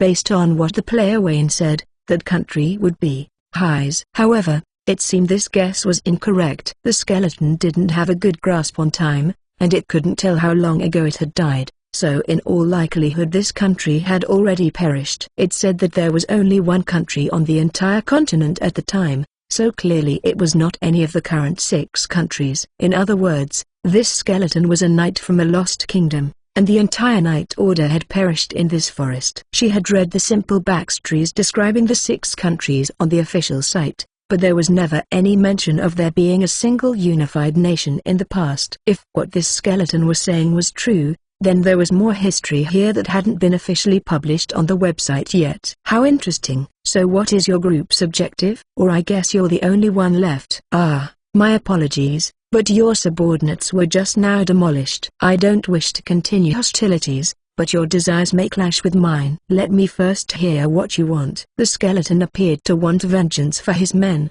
but this wasn't directed at Rare. The way he saw it, the entire Night Order, including he himself, had already been laid to rest in this cemetery. For some unknown reason, they were all reanimated, but this one skeleton was the only one to regain his sense of self, and he wanted to let his comrades sleep peacefully here. Therefore, the targets of his revenge were those who murdered his order, which was tasked with protecting the country, those who let that past country rot, those who divvied up the country among themselves, those shameless, pretentious weasels who sought to rule the continent, in other words, the current rulers of the 6 kingdoms. In all likelihood, those specific people had long since passed away, but she wasn't sure if he understood that since he seemed to jump straight to their descendants are my enemies. Well, if there were someone whose race had long lives like elves, it's possible they'd know who the backbones of these countries were back then. I understand now. I'm not sure if you can tell from my appearance, but I'm not exactly affiliated with any of the countries. You could consider me as an outlaw of sorts. I'm sort of the leader of a bandit group, and now I'm also sort of the ruler of a kingdom of ants. Well, you could say that I'm kind of in charge of a number of organizations. The skeleton didn't appear hostile to Rare since he just quietly listened to her speak. Now, you have a number of choices before you. Let's see. First, you can face defeat here at the hand of my forces. Next, you can become one of my followers. Last, you can leave this forest and go wherever you wish. While she was interested in his story, it wasn't something she absolutely had to hear from him. And if he became associated with her, she would naturally become an enemy of the human countries. Well, it's not like she could say her relationship with them was currently positive anyway, so it wouldn't change much. They did take over that mine, after all. How about this? If you choose to be my follower, I could grant you more power. It would be fun to help with your revenge against the human countries as well. In return, I would have you heed my orders in other matters. She could have just forcefully used subordinate on him, but it didn't hurt to occasionally play the part of a villainess and make declarations like this. This was a game, after all. It was important to enjoy yourself. Named enemy, Dees of Resentment, has been defeated. Dees became Rare's follower at the same time as she received that system announcement. His race was Terra Knight. His stats and skills were very good. He wasn't a raid boss, but she could probably believe that he was a somewhat strong unique boss. After the subordinate, succeeded. Red did gain a small amount of XP. Considering how she barely got any for destroying all those skeletons in the fight just now, that could imply that Diz was actually pretty powerful. If Rhea had stayed her hand and instead let the ants deal most of the damage, they could have earned a decent amount of XP. But the primary goal was to test out necromantic barrier, so it wasn't a big deal. With such a niche skill, there were few opportunities to use it in actual combat. Having this incident occur at this timing was quite serendipitous. Leaving some ants to clean up, everyone else prepared to return to the Queen's chamber. If they loitered too long, the sun would begin to rise. She asked Diz what they should do with the skeletal remains and all the equipment buried in the cemetery, but the souls of his men had long since dispersed, so he said there was no point in holding any ceremonies. She didn't know what religion he observed, but if that was what he thought, then it was fine to just leave it all there. The goblins were sure to make use of it sooner or later. If what Diz said was true, then why did only he regain his ego? Why was it only his soul that remained? And if the rest of the knight's souls had vanished, why did their bodies all of a sudden get reanimated as undead now of all times? But no matter how many questions she asked, she had no answers for them right now. Rhea instructed Riley to continue searching for an owl-type monster, then had Kerry and Diz escort her back underground. CH-36. Ever since, Blink would spend nights in the game grinding in the wild outside the castle. Whenever the sun was about to rise, she would return to the old castle and either log out, sleep, or chat with the Count. That was how she spent her time in the game. There was a day when she couldn't log in, and then the game officially launched. There weren't any issues, though, since her virtual wallet was already linked to her account, so the subscription fee would be paid automatically. She barely glanced at the terms of service before agreeing to them. Back then, after reincarnating, she selfishly refused their subordinate, like the original masked biker, expecting to get beaten black and blue, but that actually left a good impression on Count Hubberland. He really respected how she chose to become a lesser vampire under her own will and treated her as a close friend, saying that she was free to use his castle as she wished. Had you become my servant before becoming a vampire, then I would be able to control you. However, since you became a vampire as a result of your own choices, I cannot easily bend you to my will. After one of the castle's guest rooms was prepared for Blink's exclusive use, she got a system message saying that room was now her personal area. To put it another way, instead of buying land and building her own house, she was renting a room from a landlord. That said, if she had the chance, she'd sure love to get her own castle or country one day. Blink just meant that she wanted her own home, but the Count took it literally and laughed while saying he'd point out a convenient country nearby that was ripe for destruction. Once she got stronger, she should try attacking it, stuff like that. So that country, on the official, I heard before that it's not a rich or poor country, but its national power is very stable, or something like that. It is indeed often said that it is stable. However, for both man and kingdom, stability is but a delayed decay. I see. I think I've heard something like that from somewhere else, too. Even still, that country has long since become stagnant. A country whose human resources have stagnated will start to rot. Eventually, while it may or may not completely fall apart, its central pillar will certainly crack. There is already a fierce faction war taking place in the shadows, so it is simply a matter of time. Even though you're always holed up in this old castle, how do you know so much about what's going on? Old castle. Well, fine. I have rats keeping tabs on them. You have spies? That's so cool. Nay, I mean literally rats. I have subordinated rats monitoring various organizations. I think that squeaks in. Phew, ha ha. I see, it squeaks in, does it? But that sure sounds nice. It'd be so cool to have my own minions. Are you not already capable? When you reincarnated into a vampire, subordinate should have become available to you within their discipline group. Learn discipline, and see for yourself. Blink did as he said and took discipline. It cost 20 XP. But right now she had a good amount of XP saved up. You're right. Subordinate showed up. If there is not a large difference in strength, then subordinate by itself will not be very effective. You would do well to combine it with charm and control. From there, mental magic group. Oh, sure, that must have been the status effect combo that the Count used before. It would take quite a lot of XP to get down to control, in there, mental magic, tree, but there weren't any other skills she wanted at the moment, so she went ahead and got them. I learned everything up to control, coach. Phew, ha ha. So I am your coach. How amusing. Now, control, and the other spells connected to mental magic, rely mainly on mental fortitude for their effectiveness. It would therefore be prudent to train that mental fortitude. The mental fortitude that the Count was talking about must refer to the MND stat. She had a feeling that the explanation for stat points had said something like this. Blink decided to trust in the Count and spend the rest of her XP on her MND. Now it was about as high as her INT was. All right. I'll head out when it gets dark and find something to. Subordinate. Indeed. Go forth and do as you wish. If you are able to. Subordinate. A combat-capable monster. The efficiency of your training will improve. As the sun set, Blink left the old castle and thought about what she should try to tame. Normally, she hunted zombies and skeletons in the castle's vicinity.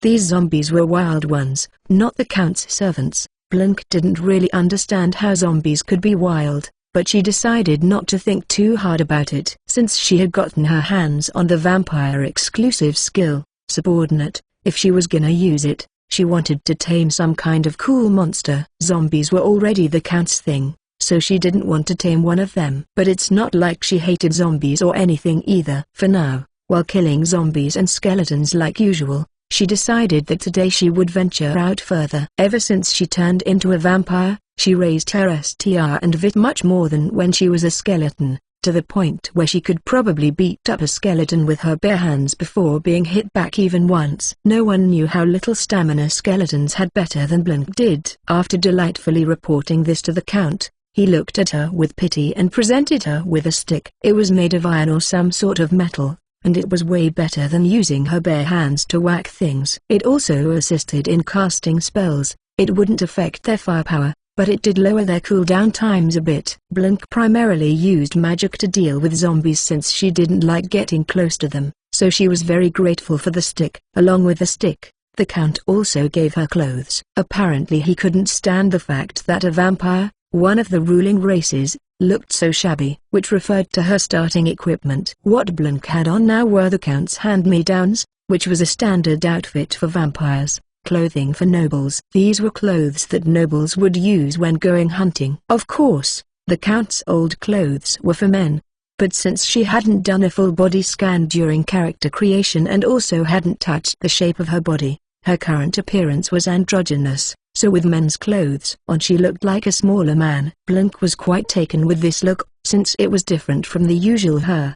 She didn't like the idea of actually being a different sex, but acting like a man seemed fun. That being the case, Blink, looking for all the world like a full-fledged vampire, energetically made her way north while defeating trash mob zombies and skeletons. She chose her bearing at random, deciding not to worry about it too much. However, she was a bit concerned about her XP intake. Compared to yesterday, she was earning a lot less. Killing all these monsters was barely getting her anything.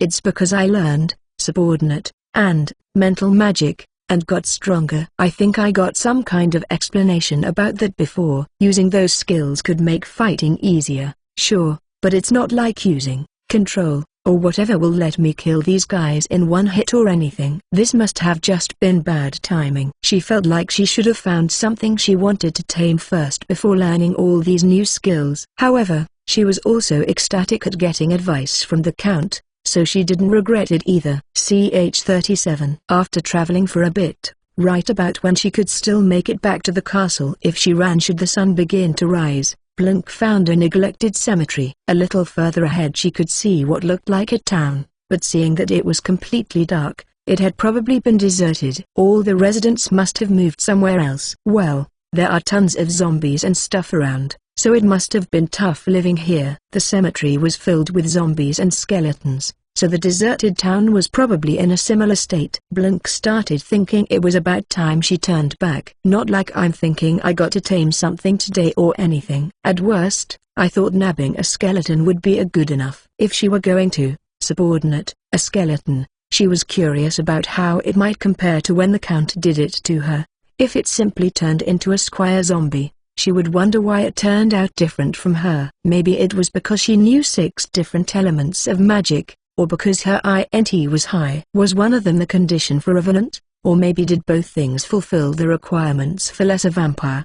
But since she couldn't raise a skeleton's INT or teach it magic before she tamed it, there wasn't an easy way to experiment. She'd need to find some way for it to reincarnate after being tamed. The Count said that after he tamed me and I became a vampire, it did seem like he could control me, so let's ask him later. That being the case, then she might as well check out what was in the cemetery. Unlike out in the wild, the cemetery appeared to also have living monsters along with the undead, like these bats that were attacking her. Wow, that scared me. A bunch of bats swarmed her. She didn't know what they wanted, probably food. If they happened to be vampire bats, then they must have wanted to dine on the blood of a vampire, for example Blinks. Bleg. Here's a fear. Damn you. Be afraid. The bats fell to the ground in a flutter. Phew. I'm glad that worked. I think I heard somewhere that it didn't have a high success rate. But since I'm a vampire and these are, probably, vampire bats, maybe it was super effective. The bats cowered on the ground, shivering. Seeing them like that, she started to feel bad. Or actually, since starting the game, all I've encountered are ants and undead. So these are the first living mammals I've seen. These creatures might not be so bad. They were pretty vampire-y, and with this many of them, even if they were kinda weak, they should be able to defeat a zombie. If it came down to it, they could be used as a smoke screen, and best of all, they could be used as spies just like what the Count did with his rats. If I remember right, bats are also known as rats with wings, so as the Count's student, we'd match too. Blink went to all the prone bats around her one by one and cast subordinate on them. She left out the control part, but that was because, as the Count had said, there was such a big difference in power between them. The taming succeeded without a hitch. So there are 9 of them in all. Their ace is Dismodus. That sounds pretty metal. The bats all scampered over to crowd around Blink. I didn't know that bats could walk, and they're also speedier than I expected. It would be hard for them to follow her like that, so she carried them in her arms. If this were in the real world, I'd have to worry about rabies and stuff.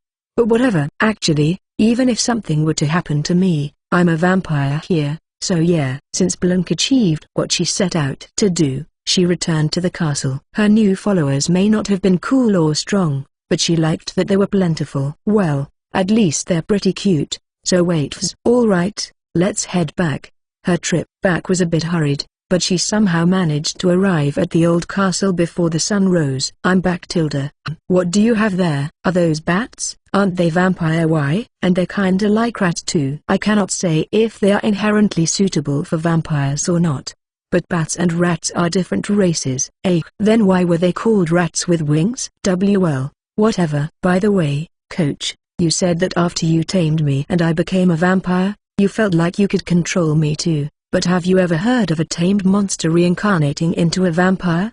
When special conditions are fulfilled, it is possible to have them to reincarnate by drinking a special kind of blood. Special blood? The blood of a high-ranking vampire. For example, if a revenant were to drink my blood, it could be possible for it to reincarnate into a lesser vampire. I have not tested this, thus I can say no more than that. So it wouldn't work with my blood? Indeed. You may need to increase your rank somewhat first. If it were for a squire zombie to reincarnate to a revenant, yours may very well already be sufficient. My rank? It should not be too far off. See, you have already shed the lesser rank. As they chatted, she checked her own status and found that it was true. She had changed from a lesser vampire to a vampire. When did that happen? I imagine when you learned mental magic, or subordinate. Those spells command a considerable rank. In other words, earning and spending XP did the trick. But I don't get that much XP from grinding the zombies around here anymore.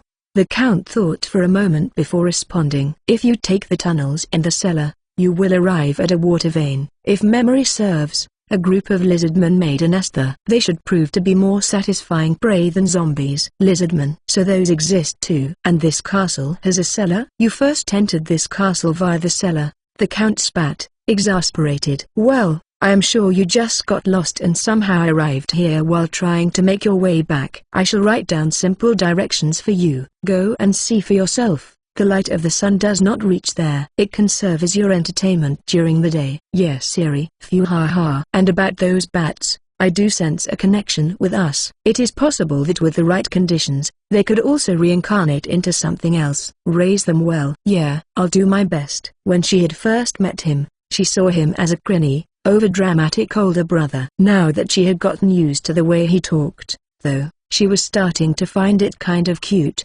strangely enough. Here, a map. 'Tis simple, but it should keep you from getting lost after leaving the castle. You are able to use mental magic as much as you want on Lizardman. You should not have much trouble, so allow your bats to gain experience when possible. What do you mean I can use it as much as I want on them? Did I neglect to explain? Mental magic does not work on undead. Therefore there is not much opportunity for its use around this castle. I've never heard that before, for sure. But wait, when we met, didn't you just blast me with charm and other stuff? Well, there are certain tricks you shall learn in time. That piqued her interest. But since he said he'd show her someday, there was no need to worry about it now. She also wanted to hurry up and grind more XP. Okay then, I'm off. Indeed.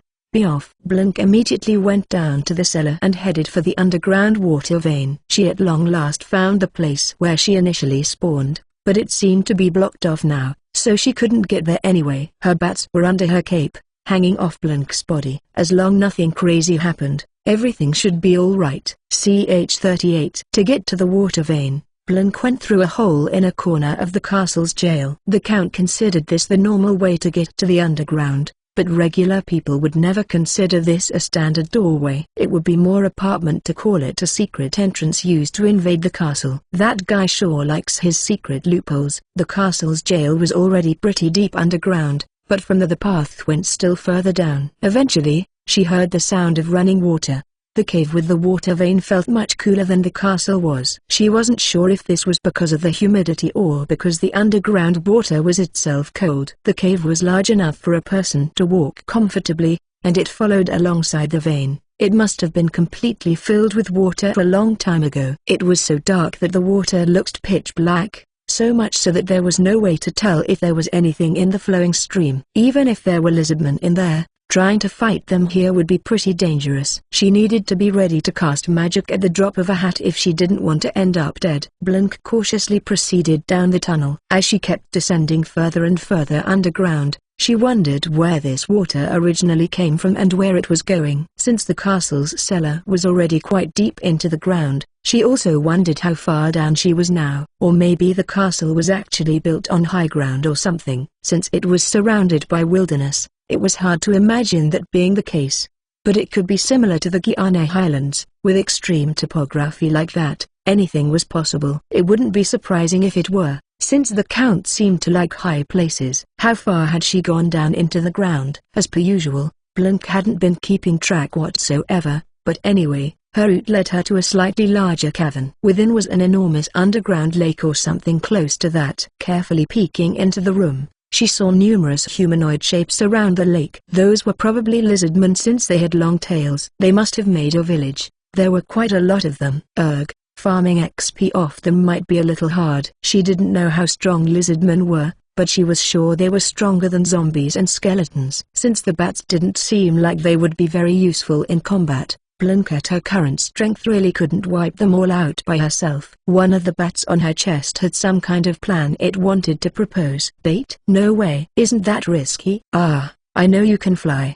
Alright, so I'll go somewhere far enough away that the village can't hear. Can some of you guys go and lure a couple of them to me? 3 bats zipped out from under Blink's cape. After watching them fly off, Blink retreated all the way into the back of the cave where sound wouldn't travel too far. She waited there a bit before 2 lizardmen came, chasing after her bats. The lizardmen lost track of the bats in the darkness and steadily got closer to her corner of the cave while looking for them. They're making a pretty big deal of just 3 bats. Maybe they need them as a source of protein or something. If that was really the case, then she should be able to lure out as many of them as she wanted using bats. Then again, this was their home, so if they were smart enough to get suspicious when their comrades didn't come back, then it would get harder and harder, she imagined. In any case, first is to make sure these 2 don't turn around and head back. Blink focused, getting ready to cast magic. Lizardmen were a race that lived in the water, so it would be good to lead off with Thunderbolt. Since there were 2 targets, she'd have to instantly cast a second spell, but she couldn't use the same spell twice in a row. Blink figured the best option would be a neutral spell like Air Cutter, to try and mangle one. Alrighty. A little closer. Just a tiny bit closer. Perfect. Thunderbolt. Air Cutter. The lightning left an after image in the air as it instantly struck one of the lizardmen. A second after, an invisible slash tore into the other lizardman. The electrocuted one died instantly, but the other one that had been sliced by Air Cutter was still alive. It tried to crawl away. Can I not kill it for sure if I'm not using an element it's weak to? Ice bullet. After the pebble of ice pierced its body, the lizardman collapsed, its remaining life force gone. Blink checked her status. These guys really were worth a decent amount of XP. They're not really that efficient, though. Set bait, go hide, blast them with magic. That's a lot of work. Is there any way to blow them all up as a group? Blink checked the screen where she could learn skills. There was a new tree called Vampiric Magic. Obviously, this wasn't available back when she was a skeleton. It must have been unlocked when she became a vampire. Opening it, the first skill she saw was Mist. It's a skill that creates a bunch of mist over a wide area.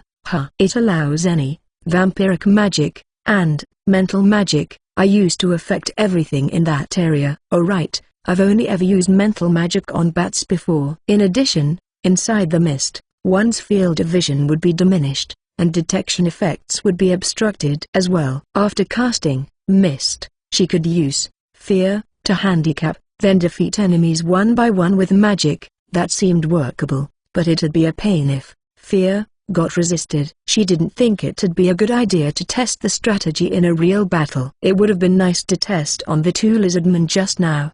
After thinking it over for a bit, she decided to have her bats lure some lizardmen over one more time. She first had to learn the skill. She got Mist, as well as Lightning Magic ESO spell, Lightning Shower. It cost a lot of MP, but the fact that it could hit many enemies at once was huge. The firepower from a single cast was also lower, but she could use mental magic in advance to cover for that. She had to spend XP again, but considering how much XP she just got, she would still end up earning more XP overall than she had yesterday from those zombies. This time, she added in a little trick by sending only 2 bats out to the lake.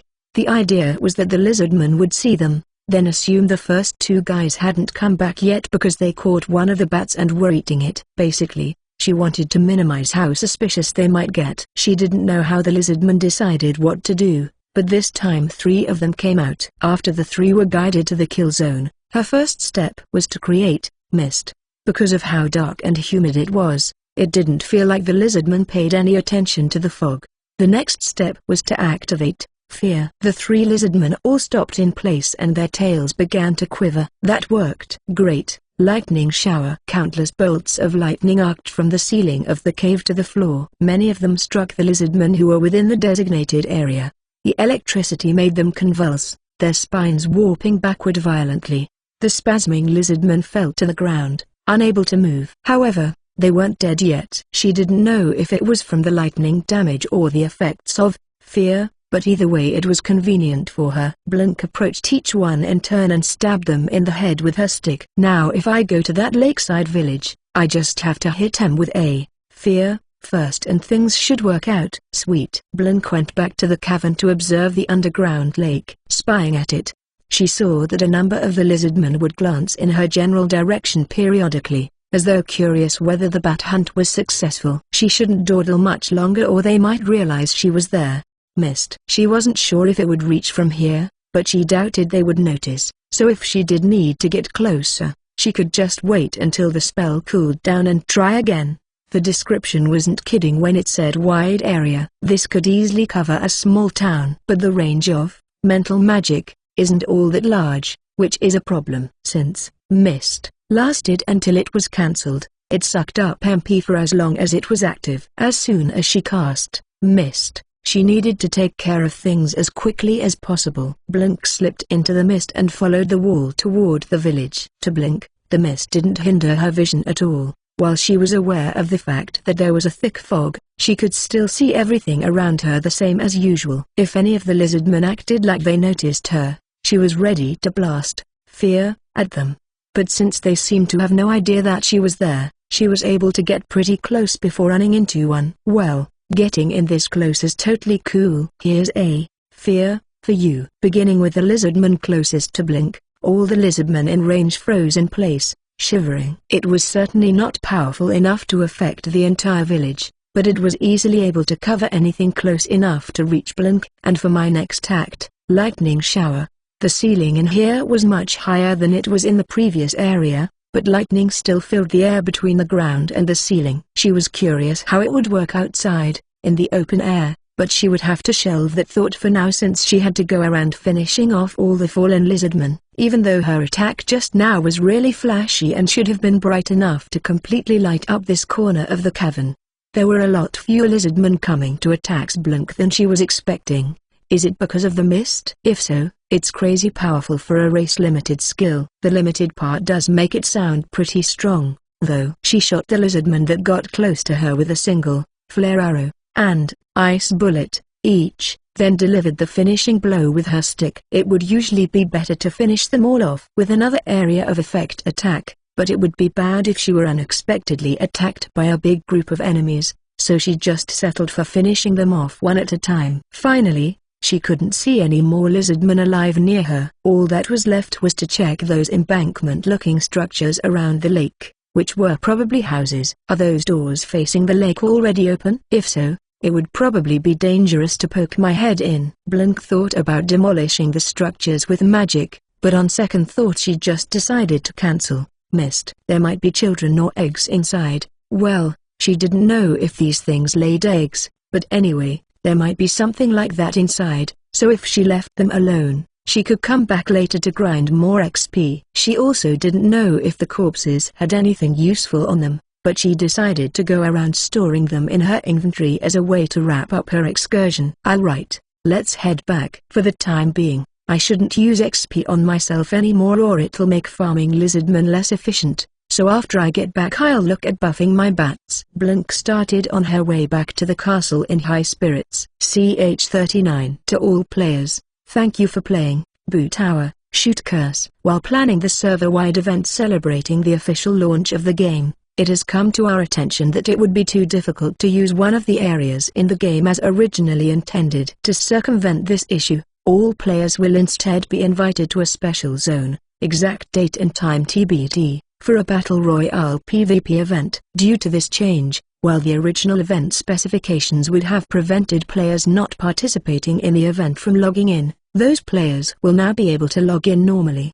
and there will be no restrictions traveling to or from the special event zone. Registration for the Battle Royale event will be open until 10 o'clock AM the day before the event begins. Players who do not register for the event will be restricted to the spectator area of the special event zone. Please be aware that both the special event battlefield and the spectator area will be accelerated by a factor of 6. For safety purposes, please refrain from excessive travel to and from the special event area. Per their Neurological Faculty and Mental Safeguard Act, players may be required to read and sign their cautions and warnings regarding the acceleration of cognitive processing waiver prior to gaining entry into the special event zone. More information about the event will be announced on the official website at a later date. We hope you continued to enjoy your time in Boo Tower, Shoot Curse. Frequently asked questions. This list of frequently asked questions and troubleshooting tips has been compiled from player submissions. The answers on this page may be able to resolve your questions or issues,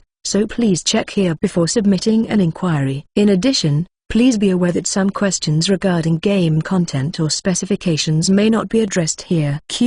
After overwriting your respawn location with a new one such as an in-room, what happens if that inn is destroyed or the new respawn location is otherwise gone? A. You will respawn at your previous respawn location. If no previous respawn locations are available, then you will randomly spawn somewhere within your initial spawn zone. Are there any party or clan features? A. Parties, Boo Tower, Shoot Curse. does not have any party features. Please cooperate with other players or NPCs in order to overcome difficulties. Experience points are earned by all characters who contributed to battle, and the amount earned is based on that contribution. The division of drop items should be discussed among all characters involved. We recommend that arrangements are determined in advance. A. Clans. There is no clan system in place, but it is possible for multiple characters to buy or lease a single property. You are free to use that location as a base and form an unofficial group, so please take advantage of this feature. Q. Is there a pet system? A. We are unable to answer that question. Q. How does the death penalty work when you don't have enough experience points to pay for the respawn? A. When you respawn, you will be asked to choose skills and/or stat points to refund in order to pay the penalty. Any left-over penalty will be taken from your available experience points. If you do not have enough experience points, the most recent skill and/or stat point expenditures will be automatically refunded to pay for the penalty. The skill, stat point refund screen can only be accessed after respawning. If a prerequisite skill is lost in this manner, all dependent skills will be automatically refunded as well. If your question was not answered on this page, please submit an inquiry using the following form. CH40. After spending a bunch of XP getting all their enhance follower skills and space magic related skills, Rare no longer earned any XP from the enemies around the Great Forest. However, she could still earn XP indirectly via the unenhanced ant squads to grind groups of goblins. It wasn't a huge amount, but between that and the farm, it wasn't too bad for daily XP income. Either way, she wasn't fighting anything herself anyway. She had long since stopped worrying about the loss in XP due to being overleveled, as it were. That being the case, it might be a good time to start trying to break a new skill. Rare sunk into thought while watching her XP go up by itself. There was only one skill that piqued her interest from the start that she seriously wanted to look into. That skill was alchemy. You'd think this would be the skill tree for the kind of alchemy popularized in modern fiction. But even on social media, you could only find discussion about their refine skill unlocked from pharmacy and formulate. Of course, players could be hiding information the same way Rare was doing with subordinate, but that still meant that you couldn't discover new skills the usual way. The reason why alchemy caught Rare's eye was the fact that homunculus was one of the races that could be chosen during character creation. Homunculi were the fabled artificial life forms produced via alchemy. It was natural to believe that there was a connection here in this game as well. In the closed beta, homunculi had the appearance of smaller humans, and their stats were around the level of humans but with higher INT. That meant that they had more overall stats than humans did, despite not requiring any additional XP to choose. There was a huge demerit that justified this, though. While they could live normally in cities in the human countries, once they were discovered to be homunculi, the town NPCs would treat them like monsters and try to kill or capture them. Because of this setting, it seemed reasonable to think of them as artificial life forms, as creations of mad alchemists using forbidden knowledge. Rare wanted to know if she could crack open their alchemy skill and find a way to produce homunculi. For now, let's learn formulate. If that didn't unlock anything, then she'd have no choice but to pick up pharmacy as well. In any event, all the XP she had was basically left over anyway, so it was fine to pick up any cheap non-offensive magic spells. Stuff like wind magic S, desiccate, and fire magic S, heat, felt like they could be connected to alchemy in some manner. Starting with pharmacy, she also had to learn refine, desiccate, heat, wash, conduct, freeze, and demolish before she unlocked the alchemy skill in their alchemy tree. It took way too much effort just to get the alchemy tree's namesake skill. Immediately after learning alchemy, she also unlocked the philosopher's egg and Athena skills. Since they just appeared right away, that meant whatever the prerequisites were, Rare had already fulfilled them. She had no idea what skills those were, though. But then, isn't this the name of a tool? Checking the help text, both skills read requires magnum opus to cast. Increases the effect of alchemy. Even if that was the name of prerequisite skill, this description was just utterly unhelpful. Well, if I complain too hard at this point, That's just inviting trouble on myself. Shaking off her misgivings, she learned, Philosopher's Egg, and Athena. That caused another skill to appear. And there it is. Magnum Opus. If she could perfect the use of Magnum Opus, then, according to general fantasy lore, she would be able to craft the ultimate alchemical tool, the Philosopher's Stone. She wasn't sure if it was possible to get all the way there. But since she had come this far, she went ahead and spent the large value of 100 XP to learn the skill. Interesting. So the primary external factors like environment and conditions can be influenced by supplementing it with magical catalysts, it seems. All I need are the materials. In addition, in order to cast Philosopher's Egg, Athena, and Magnum Opus, one after the other, I also need an enormous amount of MP. Well, not that that's a problem for me now.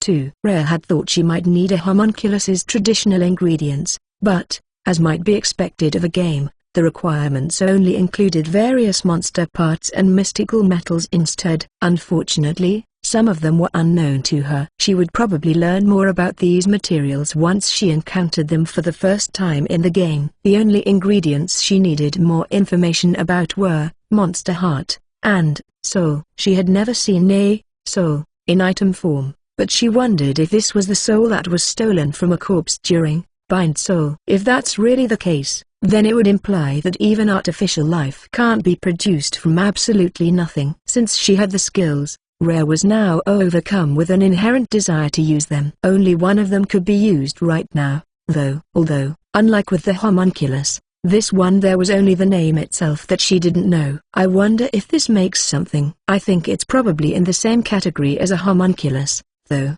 some kind of blasphemous artificial life form. But all it requires are a bunch of different metals. As for weird materials, there's this Knight's Grudge. What is that? Since I can see details for it, that means I've encountered it before. If it was something to do with knights, or more having to do with grudges, then Rare knew of one place that fit the bill, the Night Order's cemetery. I wonder if something dropped back in that cemetery. Damn, there was so much stuff lying around.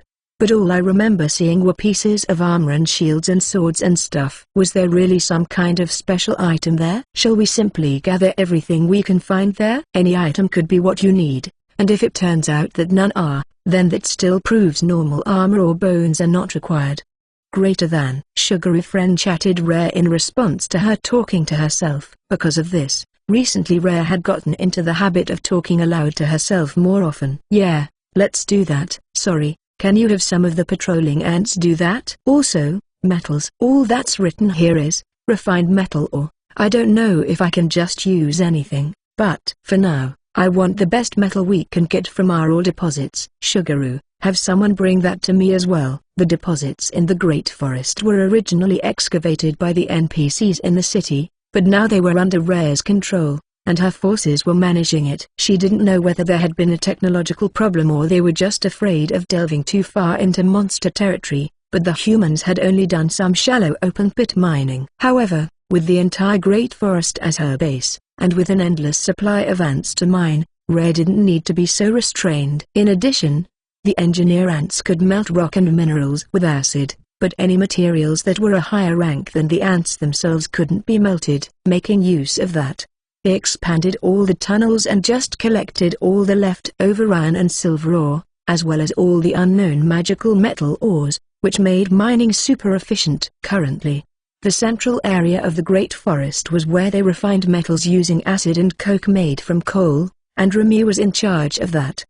That's right. I need to have Remy learn more non-combat magic spells. As with alchemy, new skills could become unlocked in blacksmith, clothcraft, and leathercraft. Shortly after that, infantry ants brought the items as requested. Remember to note that chapter 6 was updated because information in this chapter made me realize some stuff was mistranslated. 1. This seems to be a mistake. In chapter 6, the author put that formulate could only be unlocked with the pharmacy skill, but here she learns it first before learning pharmacy. 2. I believe she's talking about the skill to create homunculi, but it's never explicitly laid out what she's talking about here, so I'm not sure. CH41. Thank you. Alright, so I have materials now, But sitting before Rare was a huge pile of crumbling armaments and bones from dead knights, as well as glittering lumps of metal. At least some of it should turn out to be ingredients she needed. If a skill doesn't require any souls, that means it produces something that doesn't have a soul, right? I suppose that applies to most game items already. However, it was found in the same category as the homunculus recipe. If these skills produced regular items, they would surely be in a different row altogether. In fact, Magnum Opus had unlocked a ton of recipes in their own separate grouping. Not that she knew any of the ingredients that they required. Well, whatever, let's just try it out. Okay, I'll start with Philosopher's Egg. After saying so, a giant egg-like crystal appeared in front of Rare. Based on the explanation, this was supposed to be some sort of flask, but it was hard to tell at first glance whether it was hollow or not. As instructed in their Magnum Opus recipe, she brought a lump of metal close to the egg. It would be a waste if this fails, so first, let's try with about 5 kilograms. As soon as the metal touched the egg morphed, creating an opening that swallowed the lump of metal. I see now. I was wondering how to get it inside, but there was an arbitrary magical method. Well, in the first place, the egg was floating in midair, so this indignation came rather late. The problem now is the Knight's Grudge. If it's taking the place of the soul that a homunculus would need, then maybe it means the soul or spirit of a fallen knight or something. In that case, Rare picked up a rusted sword and fed it to the egg. If there were one thing that would be most likely to contain the soul of a knight, then nothing was more fitting than their sword. Even if it fails, I have more items to try. So let's just run with it. Activate, Athena. Underneath the floating egg, a golden light appeared that began to heat up the egg. So an Athena isn't a furnace. But isn't this basically just an alcohol burner? Despite claiming that, Rare had never seen an actual alcohol burner before. She had used one in VR school before, though. Not that there was much different about her current situation. After some time, the egg's contents melted into a rainbow of color and began swirling around like a whirlpool. So is it ready now? Magnum Opus. The egg emitted a golden light after it sucked up a significant amount of Rare's substantial MP. I wonder if I could use this for light in the caves. Hey. The light faded after a few seconds, and finally the only thing left inside the egg was a single sword. Huh? All that metal just disappeared. Did it fail? Boss, please look more closely. That is not the knight sword you put in earlier. Greater than. Ah, you're right. The design didn't change that much, but it got a lot cleaner. It's also floating inside the egg. Before long, the egg broke open, and the sword inside gently floated down right in front of Rare. Is the Philosopher's Egg a consumable item? That thing eats up a decent amount of MP. The sword hung suspended in the air in front of Rare, completely unmoving. This looks just like a regular weapon, doesn't it? Is it maybe a monster? It doesn't seem to be subordinated. However, Rare could somehow very faintly feel a master-servant connection with the sword. Well, it's fine. If it's a monster, then I should be able to subordinate it. Subordinate. The sword didn't move, but she could feel it become her follower without any resistance. Peeking at its status, its race seemed to be living sword. So that's it. It's a living weapon. It certainly does seem like one. But, how do I put this? I barely sense anything resembling a consciousness. Well, anyway. Rare reached into her inventory and pulled out a piece of meat that she didn't remember hunting. Can you try cutting this apart? As soon as the last syllable left her mouth, the sword swung so fast that her eyes could barely tell it moved. It left a half-moon after image in the air, and the meat was cleanly cut into pieces. Wow, that was amazing. If I make a bunch of these, then I could reenact tons of cool action scenes. Plus they're quite deadly, aren't they? Since she had only wanted to experiment this time, she only had one sword brought along. Shuguru. I have already made arrangements. Considering the MP expenditure, continuous production may be impossible, so I have sent for the transporter ants. Whatever you do not use, leave with the transporters to store in this room. Greater than. Excellent work, Shuguru. Most of the infantry and engineer ants work on rotation. Ants don't sleep, but they still need many hours of intermittent rest throughout a day, which was what the rotation was for. There weren't many transporter ants, and they were not assigned to squads. They also were not given any specific assignments, so they usually took care of menial tasks and personal care. I think I can make one more, So this time I'll try it with armor. That would most certainly require more metal. I'll go with 50 kilos this time. Rare activated Philosopher's Egg one more time, tossed in the materials, then heated it up with a thinner. Just like last time, it marbled into rainbow colors. Magnum opus. After the golden light faded, a full set of armor appeared within. This time, it stood on its own feet at the bottom of the egg instead of floating. It's independent, isn't it? And unlike with the sword, the armor had changed quite drastically. Perhaps because it was created by Rare, it looked to be just the right size to fit her perfectly. The pot helm look was gone, replaced with a sharp with a pointed visor. The chest piece, epaulets, gauntlets, and greaves in particular changed a lot. They weren't exactly decorative, but definitely artistic to the point of appearing sculpted, and everything was even thicker than before. Chainmail covered the joints and openings, preventing the armor's weak points from exposure. And last was the color. It was all black. Most likely due to the night scourge. The egg cracked open and the armor immediately alighted, kneeling in front of Rare. If it's about my size, then if it were made out of iron, then it'd be around 30 to 40 kilos. Since I put in 50 kilos of metal, is that why the armor got thicker? When she had fed the metal to the egg, she was pretty sure it had weighed around 50 kilos. Normally she might think that would be too heavy to float, but with her current stats, Rare could lift that much with one hand. Stand up. The armor clattered to its feet. Try to lift up that block of metal there. The armor casually lifted the indicated mass up into the air. It behaves pretty much like a normal human. Ah,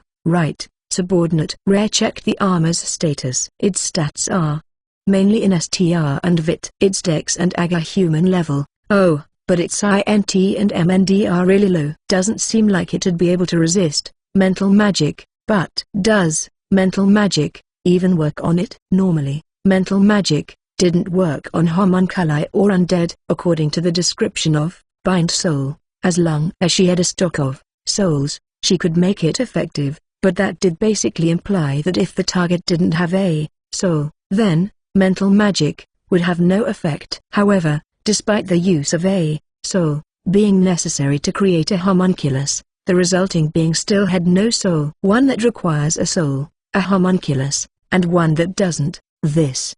What is this exactly? I forgot to check its details. Well, it's about what I imagined. The race name is. She wondered what the difference from this living male was. Assertiveness, maybe. Ego. Both the living male and living weapon seemed to have very faint egos. It seemed they would faithfully follow orders, though. I see. I can try a homunculus once I get the materials, but living male and living weapon are both usable. The other day, she learned a new summon skill. She had requested the cooperation of her followers and conducted some tests, but it hadn't seemed all that useful. However, that might be different with this living male. The Battle Royale event is coming up soon. I can't wait now. CH42. The day of the server-wide event. Rare had signed up for it yesterday, before the deadline. She wondered if her followers could also enter.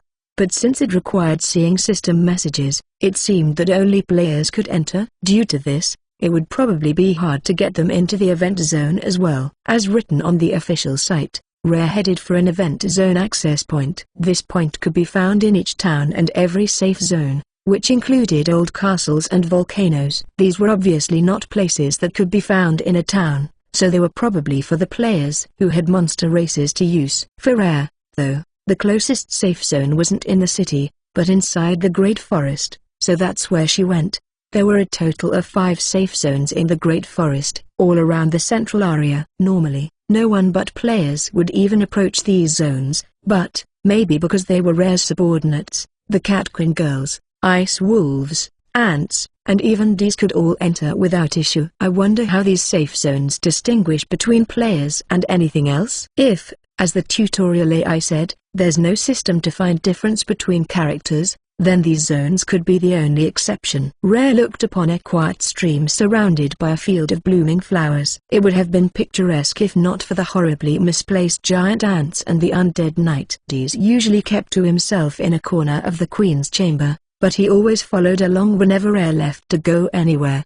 There was a faintly shining magic circle to the side of the safe zone. It seemed that it would only react to players. Ants would sometimes step onto it unknowingly, but nothing happened to them. Dees objected immediately. Even though Rare was in command, he referred to Rare as princess but Shuguru as queen. She wasn't sure what that was all about. Maybe when he was alive, he had served a princess, or aspired to such a position. That's correct. I'm probably the only one who can go. You're free to try to come after me, but I don't think it'll work. Plus, I won't be alone. Rare was dressed from head to toe in black armor that she had created with magnum opus the other day. On top of it all, she was also covered in a hooded cloak. Since it was daytime, she needed all this in case she popped out somewhere with a lot of sunlight. Underneath the cloak, she carried a total of 5 swords, arrayed across her back and waist.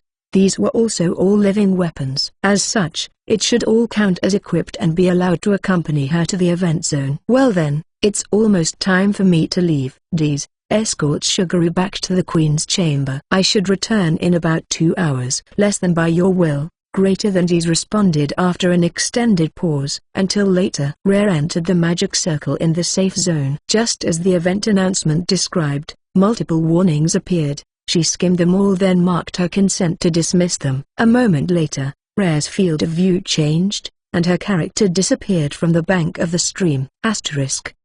It was probably some kind of teleportation. She found herself standing before something that looked just like the Colosseum of Rome. Considering the number of contestants, this area shouldn't have been large enough to fit all those people, but there mysteriously wasn't any overflow from the arena. Despite the fact that there were clearly too many people in the grounds, it didn't feel crowded in the least. In the distance, the spectator seats were also filled with people. They had probably come to watch their friends and acquaintances who were participating. The official event explanation stated that any players who lost in the Battle Royale would be moved to the spectator seats. Of course, they could also leave those seats, which would take them out of the event zone altogether. A voice announced that the event would be starting shortly. It sounded like it was a system message. Finally, it felt like the area was being accelerated to 6 times the normal speed of time. Actions that used to take 5 minutes to do would now awkwardly require 30 minutes in the event zone. According to the system message, this area was only for kicking off and closing the event, and for the spectator seats, all the contestants would be transported directly to the battlefield. The field was appropriately huge, and it would be divided into 32 blocks. Contestants would be randomly assigned and sent to a block. Afterward, the remaining 32 players who survived in each block would participate in a championship free-for-all. Rare ended up in Block 16. It was mostly forested. Since she tended to spend a lot of time exploring the Great Forest through the eyes of her followers, she had an advantage in this field. After being transported, Rare immediately started looking for a hiding spot. While going through the forest, she occasionally ran into other players whom she would instantly cut down with her living weapons. It had only been 2 weeks since the official launch, so any metal armor they had was weak enough to be no better than cloth against Rare's swords.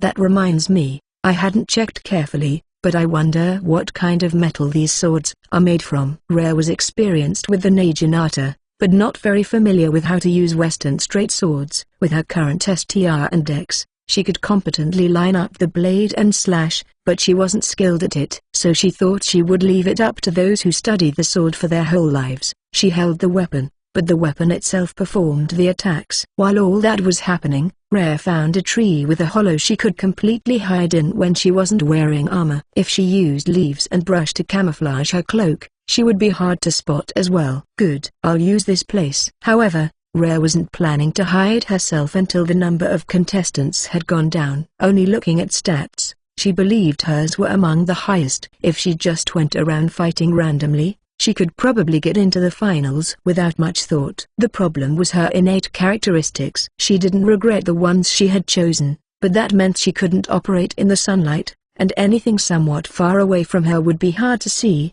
Both huge disadvantages. It wasn't smart for her to be idiotically straightforward and fight everyone head-on. Rare quickly shed her cloak and armor, then worked on camouflaging the cloak. The armor could move itself, so it was surprisingly quick to put on or take off. After putting back on the now camouflaged cloak, she curled up completely in the tree. "All right, I'll be borrowing your body. By the way, you really need a name." "Okay. From now on you'll be Yoro Isaac 1, and all you living weapons, in order of when you were produced, will be Kenzaki Akairu through Garu 2. Then, inside the tree hollow, Rare closed her eyes and activated the summon skill she had learned.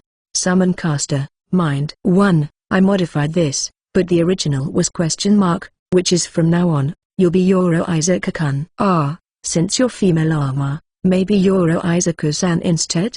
Since I'm not using honorifics in my translation, I just merged the two halves. The name Yoro Izaka, doesn't have any special meaning except that Yoro means armor, Isaka, part just means hill. I assume it was the first Yoro name she could think of. 2. Kenzaki, like above, is probably just the first surname Rare could think of with Ken, sword, in it. Isaki, Zaki, part just means cape, as in a major protrusion of land extending into water. As for the first names, Iakairu through Garu, are specifically Iakairu, Jiru, Saburu, Shiru, and Garu, which are common names that just mean first son, second son, etc. Ch43. After learning space magic and various other skills, their summon caster skill had appeared in their summon tree. Since Rare had already learned a ton of skills, she didn't know what the conditions for unlocking it were, nor did she have any way to find out right now. But this skill's effect was summon yourself to a follower's location. Setting aside how the only applicable target was self, it was activated via the usual summon skill, and it used the same list of available summons. In that list, self was its own category, and the equipment she currently wore went with her. While it was limited to things she could equip, this meant she could use it to deliver items. Using summon normally on a follower included all their equipment, so this was simply the reverse of that. In this list, there was also an entry for mind, which allowed the caster to have their consciousness take over a targeted follower. As a result of possessing a follower in this manner, she had all her stats buffed by 10% due to enhance follower. The amount of a time that the possession lasted depended on the caster's MND. With how much MND Rare had right now, she could maintain the possession for a few days. However, this skill ultimately only let her move the follower. The caster couldn't use any skills the follower hadn't learned. Because of this, Rare taught Yoro Izaka their sword and nimble skills. Skills that moved the player's body gave Rare a sense of malaise, so she never learned any for herself. However, she didn't have that feeling when possessing Yoro Izaka, either because her entire body was just metal armor or because she was no longer controlling her own body. So she wrote it off as a benefit of this being a game and went ahead with having Yoro Izaka learn those skills. The first time she activated the skill, she was sitting on her throne in the Queen's chamber. When she saw through Yoro Izaka's eyes her own character sleeping there, she thought it was really weird to essentially play another VR game inside of a VR game. However, she remembered seeing in the library's old news articles that it was popular, even really old MMOs, to play mahjong within the game. So she changed her mind and concluded that humankind didn't really change all that much. In this state, controlling her follower's avatar, when she spoke it would come out with the follower's voice. But since Yoro Izaka couldn't speak, that meant Rare also couldn't speak now. Well, it's not like I was hoping to have any friendly chats with other players anyway. And since now her inventory was actually Yoro Izaka's inventory, she couldn't friend other players either. Rare took another look at her arboreal hiding spot and made some adjustments before leaving to go find some prey. The event details said that each block would be assigned around 200 players. That seemed somewhat low considering the maximum number of simultaneous connections and the total number of registered participants, though compared to the typical number of players in a given city, it was an extremely high number for a single area. Even after the official launch, the nearest city only had around a couple dozen players. Thinking that she'd run into players no matter which direction she went, she decided to just wander around randomly. After a short time, one of the Kenzaki brothers strapped to her back, probably Saburo, suddenly unsheathed himself to cut an arrow out of the air. Interesting, even without explicit orders, they'll automatically take appropriate countermeasures against incoming danger. The utility of living weapons climbed up one step higher in Rare's head. If that's how they worked, then even without possession, if she just wore Yoro Izaka normally, she could expect her to act independently as necessary. Arrows came flying at her one after another, but as long as she knew which direction they were being fired from, she could dodge them or even grab them out of the air with her hands. Wah! She heard a stifled cry coming from far away. For exactly times like these, she'd had Yoro Isaka learn every sense enhancement skill. Now, all 5 of her senses were sharper than Rare's were normally, especially her vision, which was on an entirely new dimension. Because of this, in terms of XP investiture, Yoro Isaka was easily number 3 after Rare and Shukuru. Are these arrowheads made of iron? I can bend them pretty easily with just a finger. Or more like I can't even put a single scratch on these fingers. For real, what are you made of, Yoro Isaka? You're so sturdy I don't even need to bother dodging. The gaps in armor were stuffed with the same material as the kimonos she wore under the armor, and the armor itself was lined with thick fur from the Great Forest. The fur helped cover the joints along with the kimono, but it also rendered the armor nearly unwearable under normal circumstances. Without Yoro Isaka's active assistance, it was impossible to put her on or take her off by oneself. The fur came from a powerful monster that could even repel Riley's arrows, so for normal arrowheads, the fur would be sufficient defense all by itself.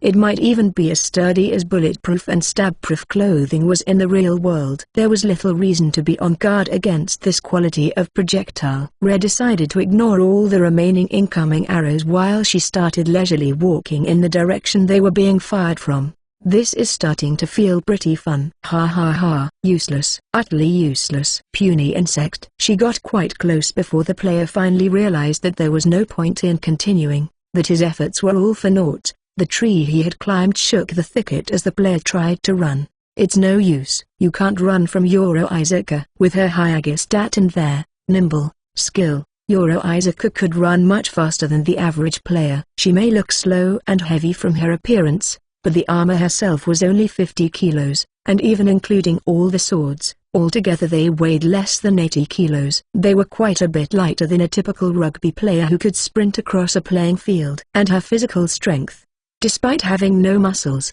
was worlds above a human's. Rare ran straight after her quarry, spraying wood shavings all over.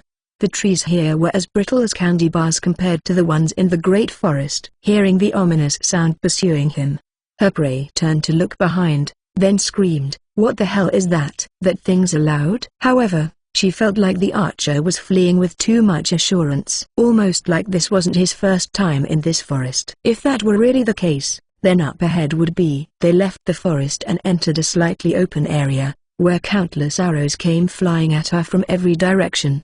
It really was a trap. But, you know, there were probably a bunch of people with archery-type skills temporarily cooperating, making this area a kill zone using one person as bait. While Rare had looked for somewhere to sleep in the forest, these players had been forming an alliance. The event rules said that if there were too many players still alive when the time limit was almost up, they would be forcibly transported to the arena to determine a victor. In other words, sudden death. If all these archers were able to hunt down all the other players, then only archers would be transported to the arena. There, they would be at a disadvantage against any close-range builds. But if there were only other archers, then it would be an even playing field. Decent plan. Whoever proposed this plan totally has a melee skill, though. While tons of arrows rained down, none of them could wound Yoro Isaka. So, without paying the arrows any mind, she maintained her speed to close in on the bait player and grab them by the neck. But, because she had been running at max speed for a long time, and her senses were slightly different from usual, she miscalculated her grip and accidentally crushed the player's neck, killing him instantly. Ah, damn it. Ah well, whatever. What? Genes. They killed a player with just their grip strength? Don't lose focus. They just dumped everything into STR. If you don't get caught, they can't kill you. If I had put everything into STR, then I couldn't have caught up to this guy in the first place. Since there were so many arrows in the air, unlike before, she couldn't tell where exactly they were coming from, but with her enhanced hearing, she was able to discern generally where that short exchange just now came from. Actually, they've gathered all these long-range archers, but they're close enough to each other to chat, so what's the point? Rare pulled out Yakiru from her waist and, in the same movement, chunked him toward the voices. Kenzaki Yakiru spun through the air, cutting down both trees and the players hiding behind them. What the fuck? That's one insane max STR build. Shit, run for it. This ain't gonna work. Unfortunately, You can't run from the Kenzaki's either. The thrown Kenzaki Akiru kept on flying through the air under his own power and, Pere's orders, continued cutting down trees in pursuit of more players. Most players could never have imagined that the sword had been thrown in an arc and was coming to cut them down as well. Because of that, almost all of those players ended up retiring without having any idea how they died. Rare didn't know how many players there had been here, but using Yoro Izuku's enhanced hearing, she could tell that there were no more people trying to flee in the area. For now, she should clean things up here. Kenzaki Akiru reported 11 kills, so including the one she crushed to death, that made 12. If she included the people she killed before she had changed, it'd be 14.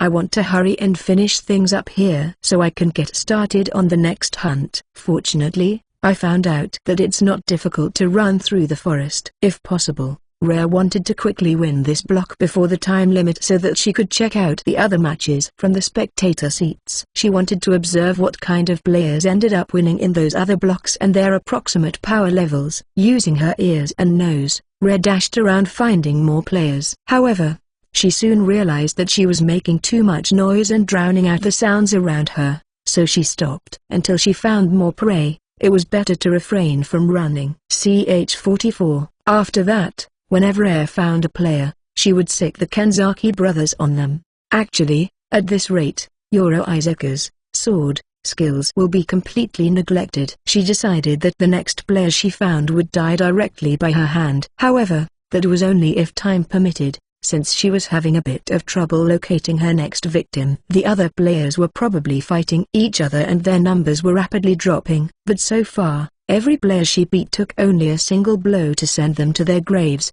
None of them felt like they were still alive because they had emerged victorious after defeating another player, in which case, there should still be a strong player here. With those thoughts, Rare began to stay on guard while moving around. Since she was decked out in full armor, there was no way for her to achieve perfect stealth, so she had no choice but to leverage enhanced hearing to pick up the noises they made first. If her opponent also had some kind of strengthened hearing, then she'd lose this advantage.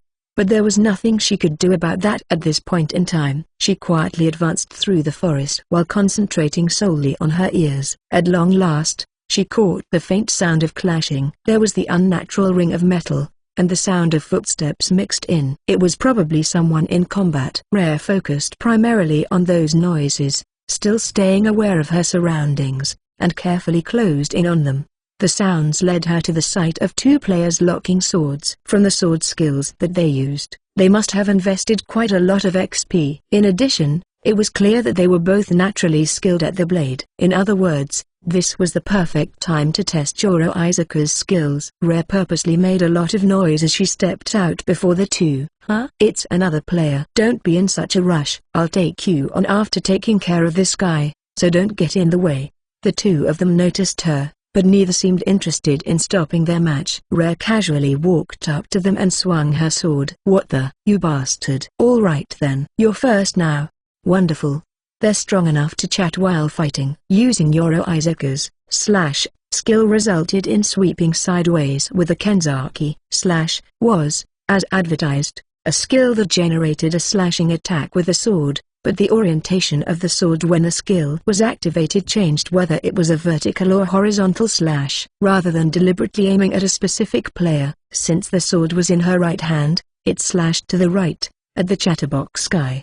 He unconsciously reacted to block with his sword, but his sword was poor quality. Without any meaningful resistance, slash went right through the raised sword. Yoro Izuku and the Kenzakis made a formidable team. No way. The slashed player died instantly, so the one who shouted was the other player. Now completely on guard against Rare, he jumped back to put some distance between them and readied his sword. However, against Yoro Izuku and the Kenzakis, such little distance was akin to nothing. There, flash step, skill was found far down in their nimble tree. Using it instantly closed the distance between them, and a vertical slash cut the second player in half.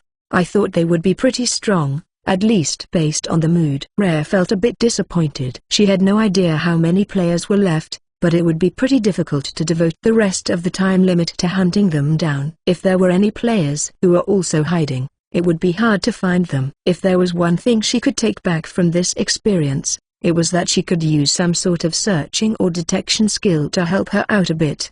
Wait, hold up a second. She suddenly looked over at the Kenzaki brothers. They were able to fly on their own. Jiru, Saburo, Shiru, and Guru, fly up above the forest and look for players. If you find any, report in. Ah, no.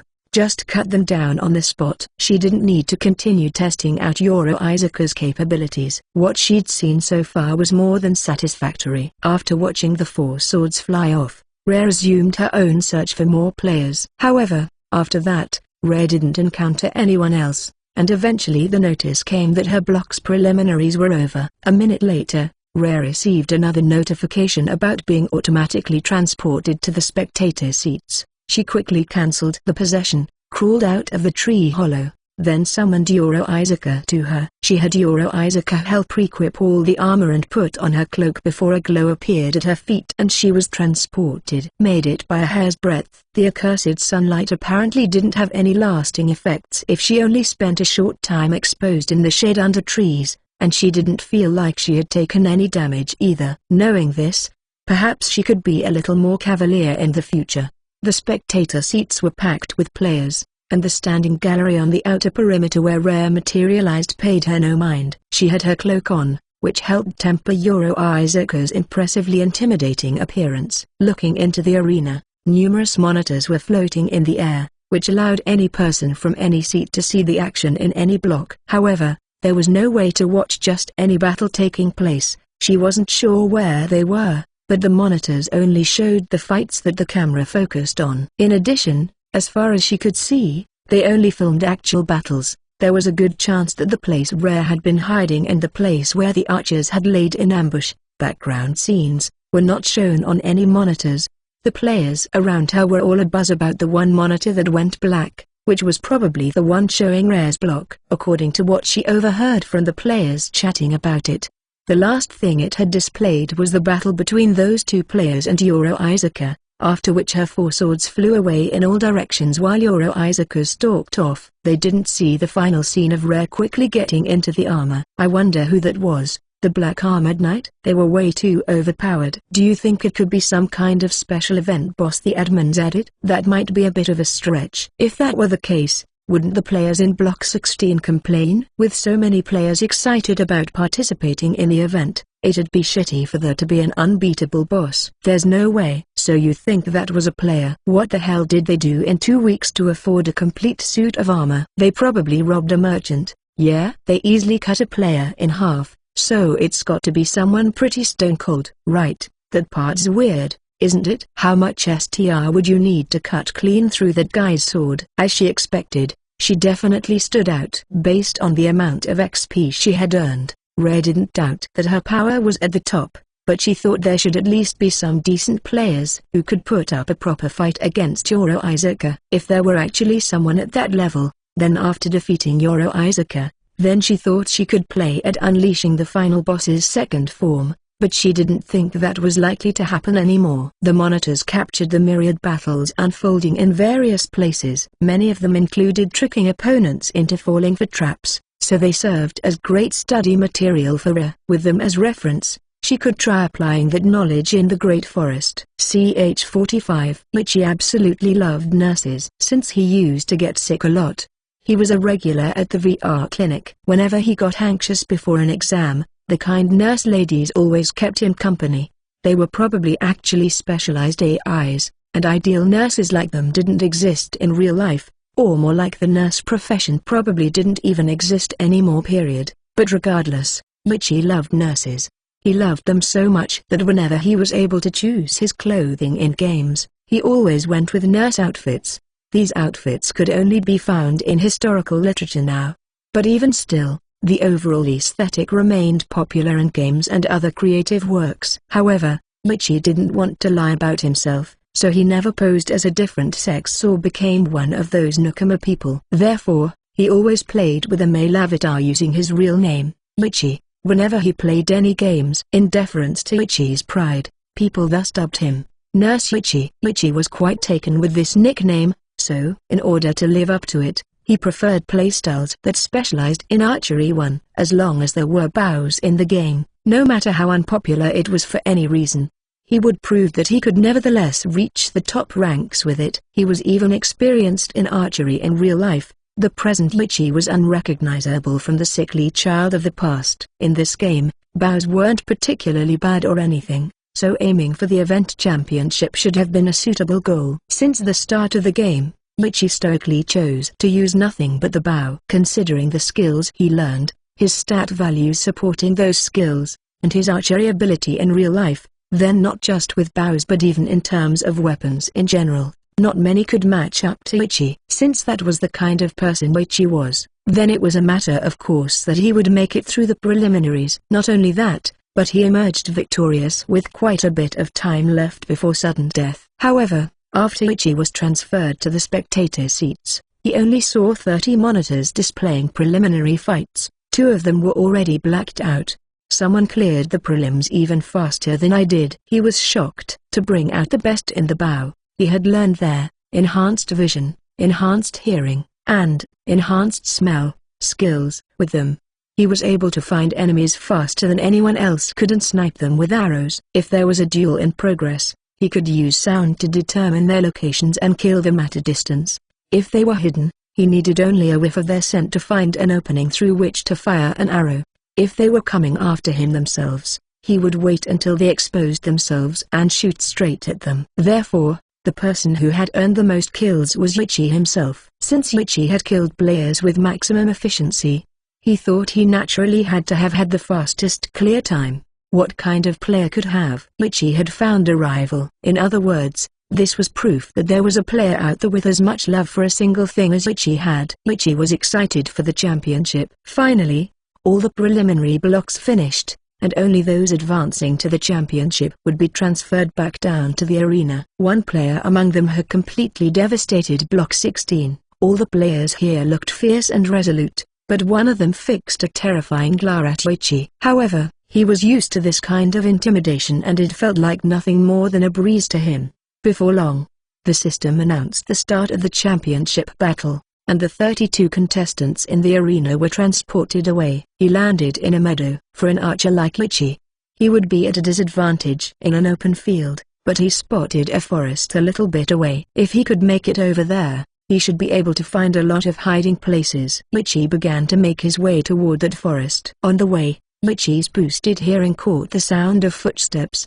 He turned to look in that direction and saw a thin youth wielding 2 short swords approaching him. "You were able to detect me at this distance. I'm even using a skill right now. Guess the rumors really are true." Without letting down his guard, he readied his bow while observing his opponent. This player was dressed head to toe in tight black clothing. From what he could tell based on the 2 weapons, this was a speed-focused melee fighter. Wait, since they tried to get closer while using a skill, maybe their fighting style was like a ninja's or a thief's. Am I famous or something? I don't believe I've done anything worthy of attention in this game yet, he asked while continuing to observe his opponent's approach. He didn't know what rumors these were, but it was bad for his opponent to have information on him. It was true that Ichi adopted a similar playstyle in every game, though, so if they knew him from one of those games, they could easily predict how he would fight here.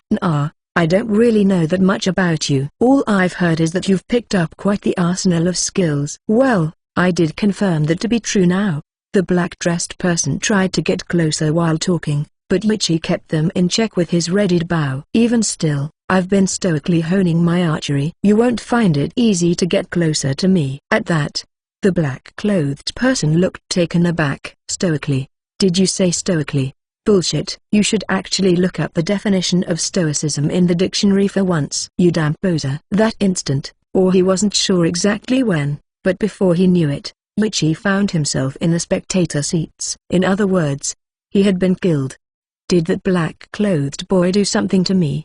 But would he really have deliberately interrupted himself in order to launch an attack? If he really had done that, then he had some truly fearsome assassination skills. To aim for that momentary lapse in attention span. He soon realized that this was a mistaken impression right away. Ichi dumbfoundedly noticed that the boy in black was standing right next to him. He had also been defeated, probably at exactly the same time. You bastard.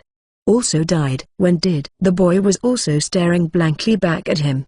He was probably going through the same mental turmoil as Yuichi right now. They had been facing off against each other while on the highest alert, and yet another championship participant, so close to the start of the match, could kill them both at the same time without them even realizing it. As though sharing some kind of secret signal, the two both turned at the same time to check the monitors. However, they saw nothing there in the meadow except flowers swaying in the wind. 1. Nurse Yuichi is Nasunoichi, which is a single syllable off from Nasunoichi, a samurai famous for shooting a folding fan off a pole with a single arrow when both he and the pole were on separate boats both rocking in the water. CH-46, there were 32 monitors. There were also 32 players in the championship, which meant it was possible for each monitor to focus on a different player. If that were turned out to be the case, then it would be way too embarrassing for every spectator to see her change, hide herself, and possess her armor. She had been far too naive during the prelims. If she happened to get caught on camera, then she would have been in a whole lot of trouble. Rare had no choice other than to compete in the championship as is with Yoro Izuku and the Kanzaki brothers. She would have to give up on the final boss's second transformation act. There probably wouldn't be any players who could push Rare that far anyway. This was the perfect chance to let Yoro Izuku take control and see if she could still use her own skills. If she could, then there would be almost no reason for Rare to learn any weapon skills, which would be super convenient. But even if Yoro Izuku could use her skills, if the person inside, Rare, had to be careful of the drastic movements or risk injury, then it wasn't very practical anyway. This was something that needed to be tested. Of course, she had her cloak covering her. Since there weren't any other players who had completely hidden their faces with a cloak, the spectators already knew that Yoro Izuku was underneath. But Rare had the fastest clear time in the prelims, so none of the other contestants knew who was under the cloak. Her transfer destination was next to a stream. A forest was behind her, and across the stream there was a meadow, a sea of grass undulating from the strong wind. Rare used Summon Vision, Summon Hearing, and Summon Smell. Since she was now jacked into Yoro Izuku, she could survey the meadow without problem. Rare looked around. She thought she saw something moving in the forest. She crouched down and focused on her ears. There was a noise. It was probably a player. Still crouched, she slowly and quietly approached them. They still hadn't noticed her. Rare decided to try giving Yoro Izuku the reins here. After conveying instructions to her, Rare stopped moving. If she didn't let her body go completely slack, she could be hurt. So this was a moderately nerve-wracking situation. Everything would be fine once she got used to going along with Yoro Izuku's movements, though. This would work. They closed the gap to get Yoro Izuku into range, including Flash Step. As soon as they did, she activated Flash Step. It was important not to reveal their skills as much as possible, but it was even more important to perform the necessary tests. Flash Step brought along Rare, who was inside. Above all, she didn't feel as though her limbs were moved in any strange ways. This Flash Step felt exactly the same now as when she had done it while possessing Yoro Izuku, which meant that she only needed to be careful of Yoro Izuku's own considerable athletic prowess. Surprisingly, other players probably always felt this way when using these physical type skills. Furthermore, from a system perspective, her stats were all higher than Yoro Izuku's, so theoretically, there was no logic behind the idea that she wouldn't be able to keep up with Yoro Izuku's movements. Gotcha. Fla. The player they were stalking had apparently realized that Rare was aiming for them. They were completely ready to shoot off a spell. However, she wasn't sure if they didn't know about the Flash Step skill, or maybe they didn't think she could use it. Either way, she probably came much more quickly than they were expecting. So before they could finish calling out the spell's keyword, their body's left half had already been parted from its right. The overwhelming difference in power turned this into a straight-up murder, but it also reminded Rare of something that had slipped her mind. Yoro Izuku's endurance had never been tested. This was also true for the Kanzaki brothers, and for Rare herself. Given their current stats and equipment, she wasn't sure how many attacks or how much damage they each could take. If possible, it would be convenient to investigate that here. Since she didn't plan to reveal herself in most cases, her own endurance wasn't as important. Actually, ever since she added Summon Caster, Mind, and Yoro Izuku to her arsenal, if it weren't for this event, she would never purposely go out herself, Not that she really cared about it this time. In any case, Yoro would probably find herself in a line of fire a lot in the future. Fortunately, iron arrows couldn't even leave a scratch on her. They were basically as harmless as toys, so she needed to investigate the effects of swords, axes, maces or other blunt weapons, and also magic to see how well she held up against them. It might have been better to have been hit by that spell just now. Even if she had gotten hurt from it, she had potions in her inventory. The potions were made from alchemy, and she could make as many as she wanted. She currently had enough on her to fill an entire bathtub. They were cultivating the necessary medicinal herbs and mushroom ingredients in one part of the Great Forest.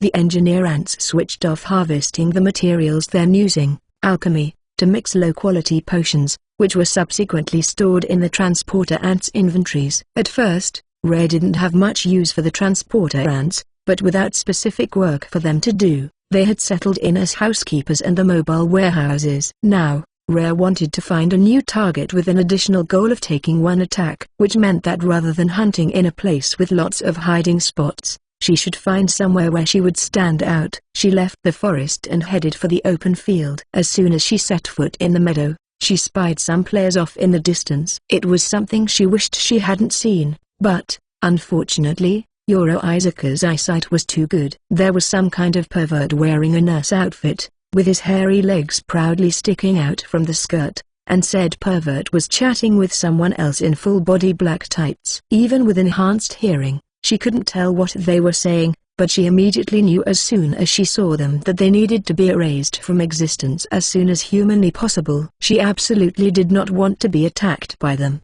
especially not the nurse guy. He was holding a bow anyway, so there was no real need to get data on it. Kenzaki Saburo and Shiro flew up high into the sky, then dropped straight down, skewering them both. Now there were 28 players remaining. That many should be a sufficient sample size. Before she crushed them, she would try to take at least one hit. Rare traveled through the meadow along the edge of the forest. This way, she would be able to keep an eye on both the forest and the meadow. Just as she hoped, she kept being attacked by spells and arrows flying out from the forest. A lot of them were Thunderbolt, seeking to take advantage of the inherent weakness of metal armor. However, none of them were able to overcome Yoro's defensive might and reach Rare within. The arrows weren't even worth sparing a thought. Yoro's LP never went down at all. She wasn't sure whether that was because it was immediately recovered from natural origin or because she literally never took any damage, but either way, Yoro's toughness had been confirmed.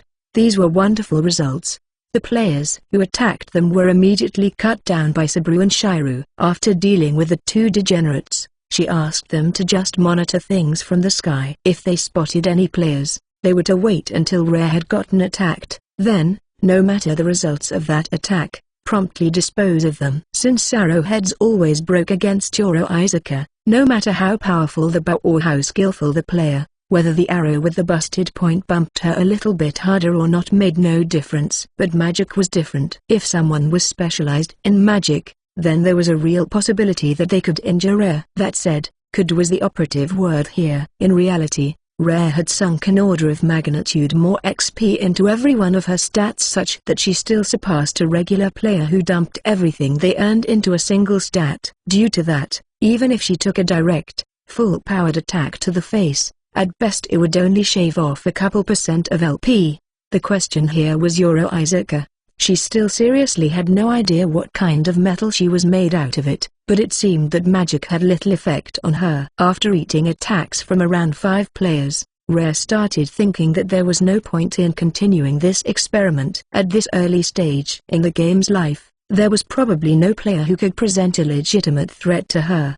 In that case, she could just hole up in her territory and experiment her heart away for the time being. So even though she had gone out of her way to make some connections, Wayne probably wouldn't have any use anymore after this event, but neither did he need them. In any case, at his level, there was no way he could have made it to the championship, so he had no further reference value. Since it didn't seem like she could expect to take any real damage, she didn't need to aimlessly wander around anymore either. This forest was just in the way, obstructing her field of view. She was pretty sure they had created it specifically for this event. After today, it shouldn't be used for anything else. So they shouldn't really care if it got burned to the ground.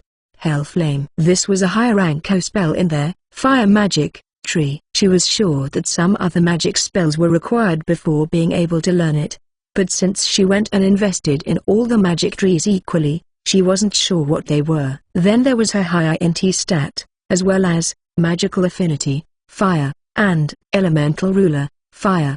These all further augmented a spell that was already powerful. In the blink of an eye, a great conflagration flared up, quickly rampaging across the forest, swallowing it up. Trees were incinerated in an instant, nearly evaporating, leaving not even charcoal behind. The spell was a lot more powerful than she expected. This was her first time casting it, so she was astonished. Now she knew that this spell was 100% forbidden in the Great Forest and the caves. One of her reasons was certainly the forest is irritating, but a bigger reason was her desire to try using this spell to clear out the trees. She didn't exactly have anything against greenery, but there was also a primal appeal to doing something she absolutely wasn't supposed to ever do. People always encountered moments where they couldn't help but feel that urge. Rare felt enormously satisfied. The forest was all gone. Literally. This zone was made for only 32 people to begin with, so it wasn't nearly as large as the blocks used for the prelims, and the forest was comparatively small too. There were no players in the empty lot that used to be the forest. All that were left were the stream and the meadow. But the stream had been brought to a boil and was even now still steaming. There most likely weren't any players hiding in there. Rare turned to look at the meadow, wondering now how she should deal with it. CH-47. Actually, now that she thought of it, her spell just now hadn't smoked out any players. They just burned along with the forest. There was too much firepower to even create any smoke, in which case, a water approach would work better for the meadow. If she just flooded the entire thing, that should force all the players out. Okay then, tidal. Oh? Right when she was about to cast her spell, she saw numerous shadows dart out at her from the meadow. As a result of obliterating the forest, she actually did succeed in flushing out some players. I thought you were a sorcerer with your hood up like that, but I see ya got some hardcore armor on too. Well, just going by what ya did, you're still a sorcerer through and through. A flame sorcerer. By the looks of it. But man, that firepower is something else. As long as we watch out for that, we could take him down with enough people. Probably. Dunno why you're so impatient, but why did you show your hand so quickly? If you stand out too much, then other players will just wanna take you out first. Kinda like what's happening now. Apparently, the players who saw Rare's spell and judged that she was too much a threat formed an impromptu alliance against her. They could have attacked her instead of chatting her up, she thought to herself. But maybe they had some kind of personal policy against doing that. They didn't seem to have seen her kill anyone prior to casting Hell Flame, so they had her pegged as someone specialized in magic. Since the opportunity had come to her, she wanted to try taking their attacks. She may have to fight players who banded together to oppose her in the future, so this could be a dry run for that. Thunderbolt. Thunderbolt. Ha! The two mage-looking players both cast Thunderbolt to restrain her movements, while the one with the sword dropped his stance and shot straight at her. Behind him came a warrior wielding a mace and shield, and another one with a spear was apparently hiding in the warrior's shadow.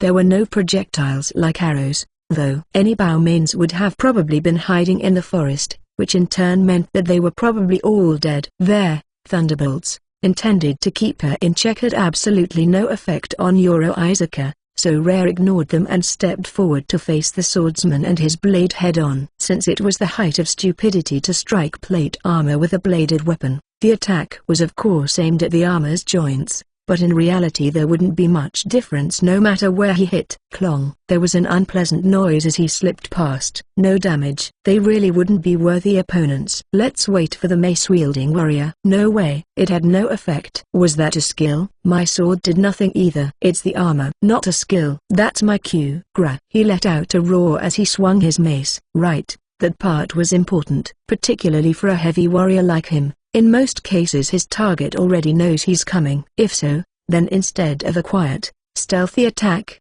it's better to let loose a war cry to maximize your strength in that split second, even just a tiny bit more. Rare found this heavy warrior to be the most competent player in this party. Sadly for them, that wouldn't be enough to produce a favorable outcome.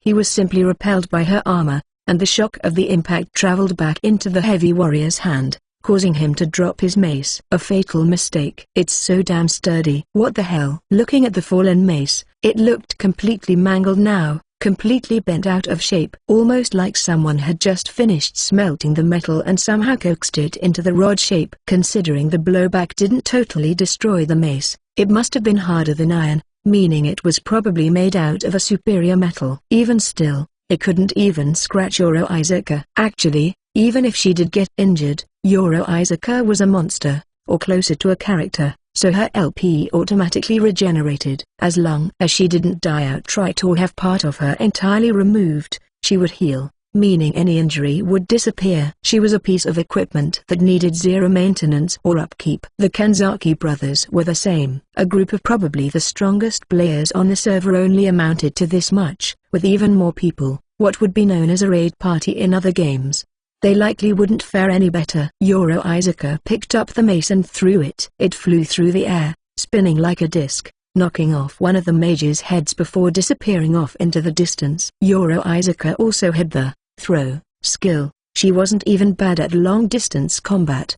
Rare didn't want to communicate with them. Talking, listening, it was better to just kill instead. It was simply more efficient. The swordsman was saying something as she crushed his head. Pulling Iyakaru out from her belt, she hacked at the heavy warrior who had dropped his mace. She hesitated for a second, wondering if she should wait for him to raise his shield, but it was made out of the same material as the mace, so it wouldn't change anything either way. The spear-wielding player stayed collected and continued to attack her. Rare was impressed.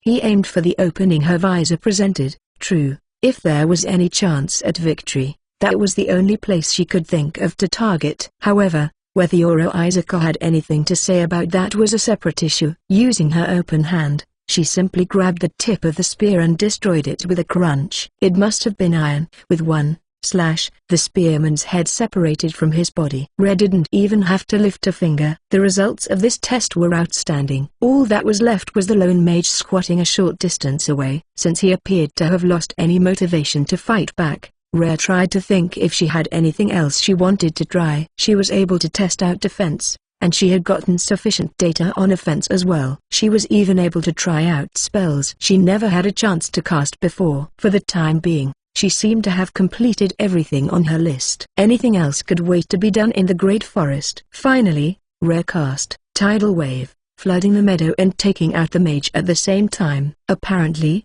all other players in the championship had died. She received a system message congratulating her victory. Following that, there was a request for her to join in some kind of exhibition match. There wasn't anything like that on the schedule, but the Battle Royale did conclude very early. That was probably mostly Rare's fault. If the accelerated time were reverted now, only a little over an hour would have passed.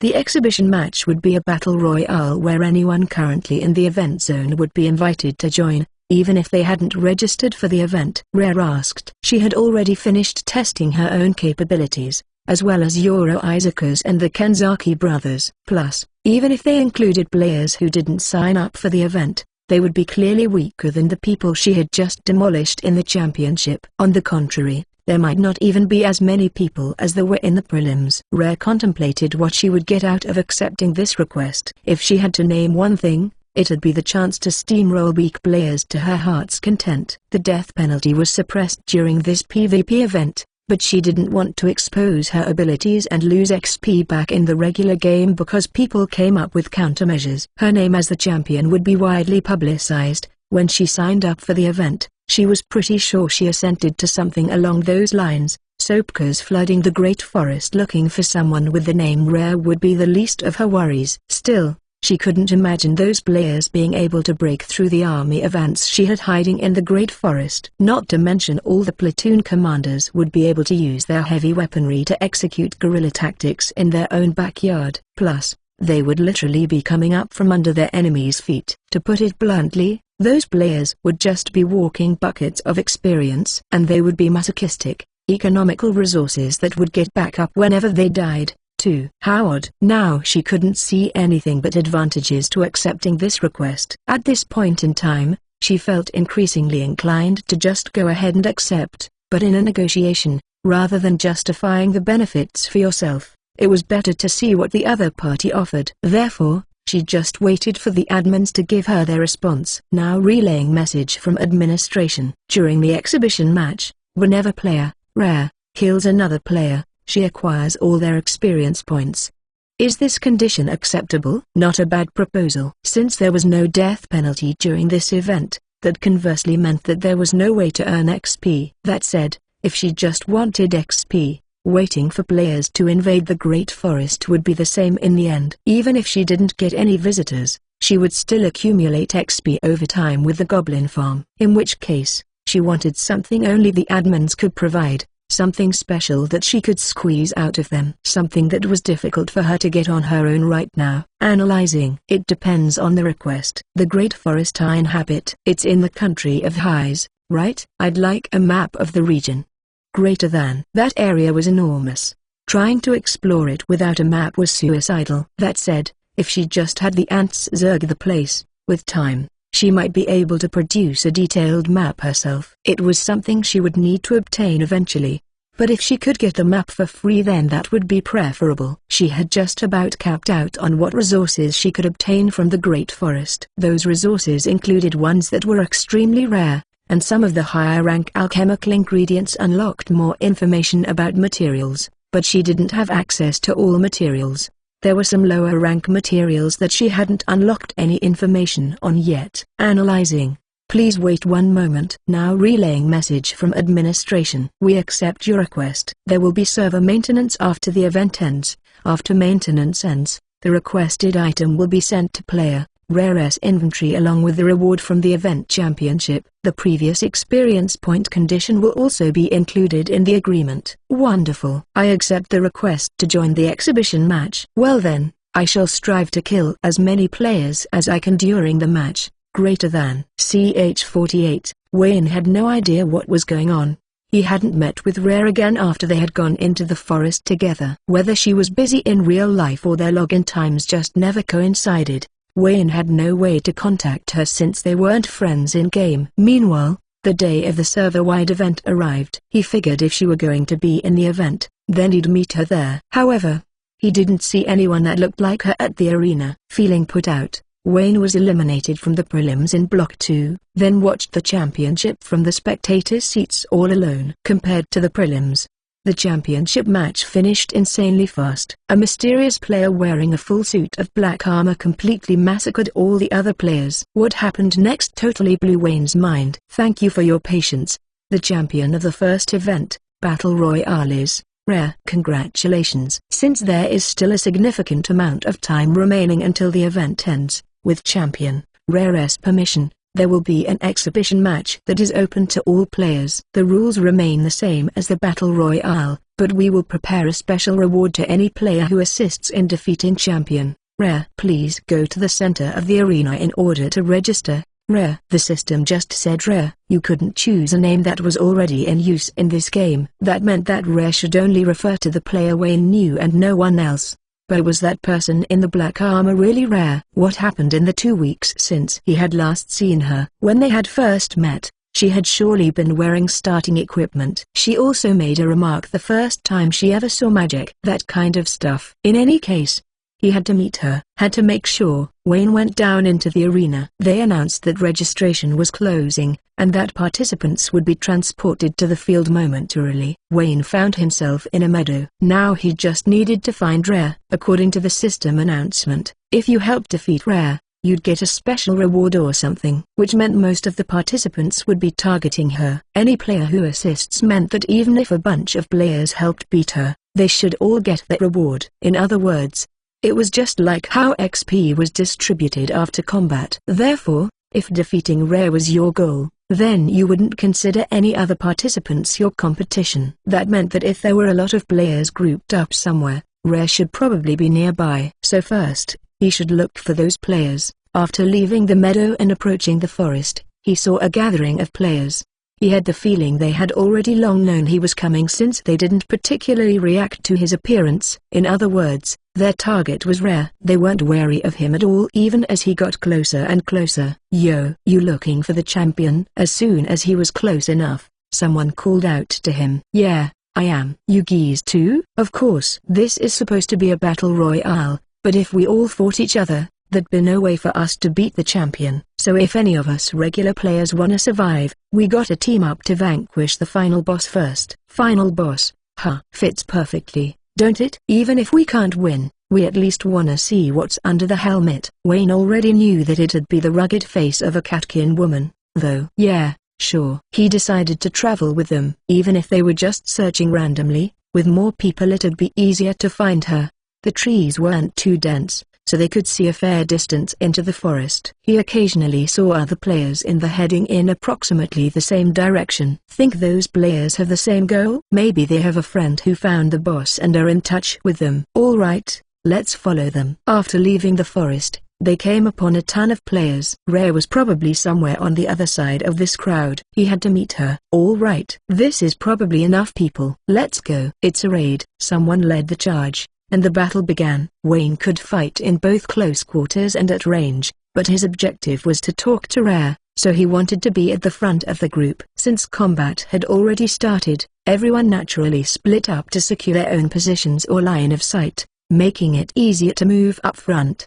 He dashed across the battlefield, squeezing out before all the other players. When he got to the front lines, all the shield-bearing players with metal chest protectors had surrounded a single player in black armor. Various magic spells and arrows flew in from far away, and swordsmen and spearmen who could dodge them went from playing meat shields to launching attacks. Wayne mixed himself into that group.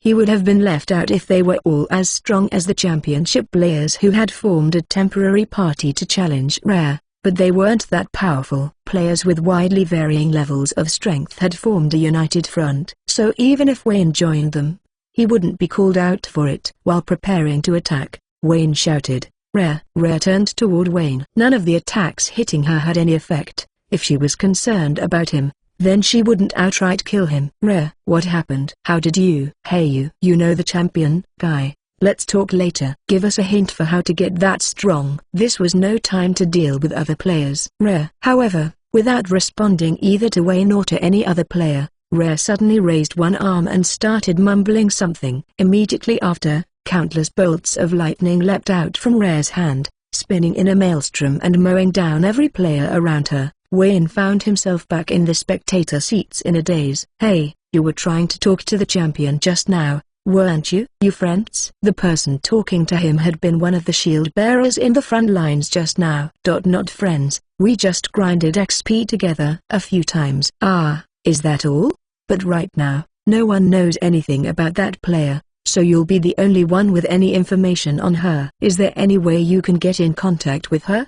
"Maybe. If I can meet with her. I need to ask about today. As far as I know, she shouldn't be that good or strong of a player. Then she found some way to get really strong really fast, maybe." This is getting more and more interesting. "Hey, mind friending me? If you find out anything, be a pal and let me know." After saying so, he held out his friend card. Wayne sluggishly accepted it, then put it in his inventory. "You have become friends with Gi1 Gamesh. 1. Call me Gil."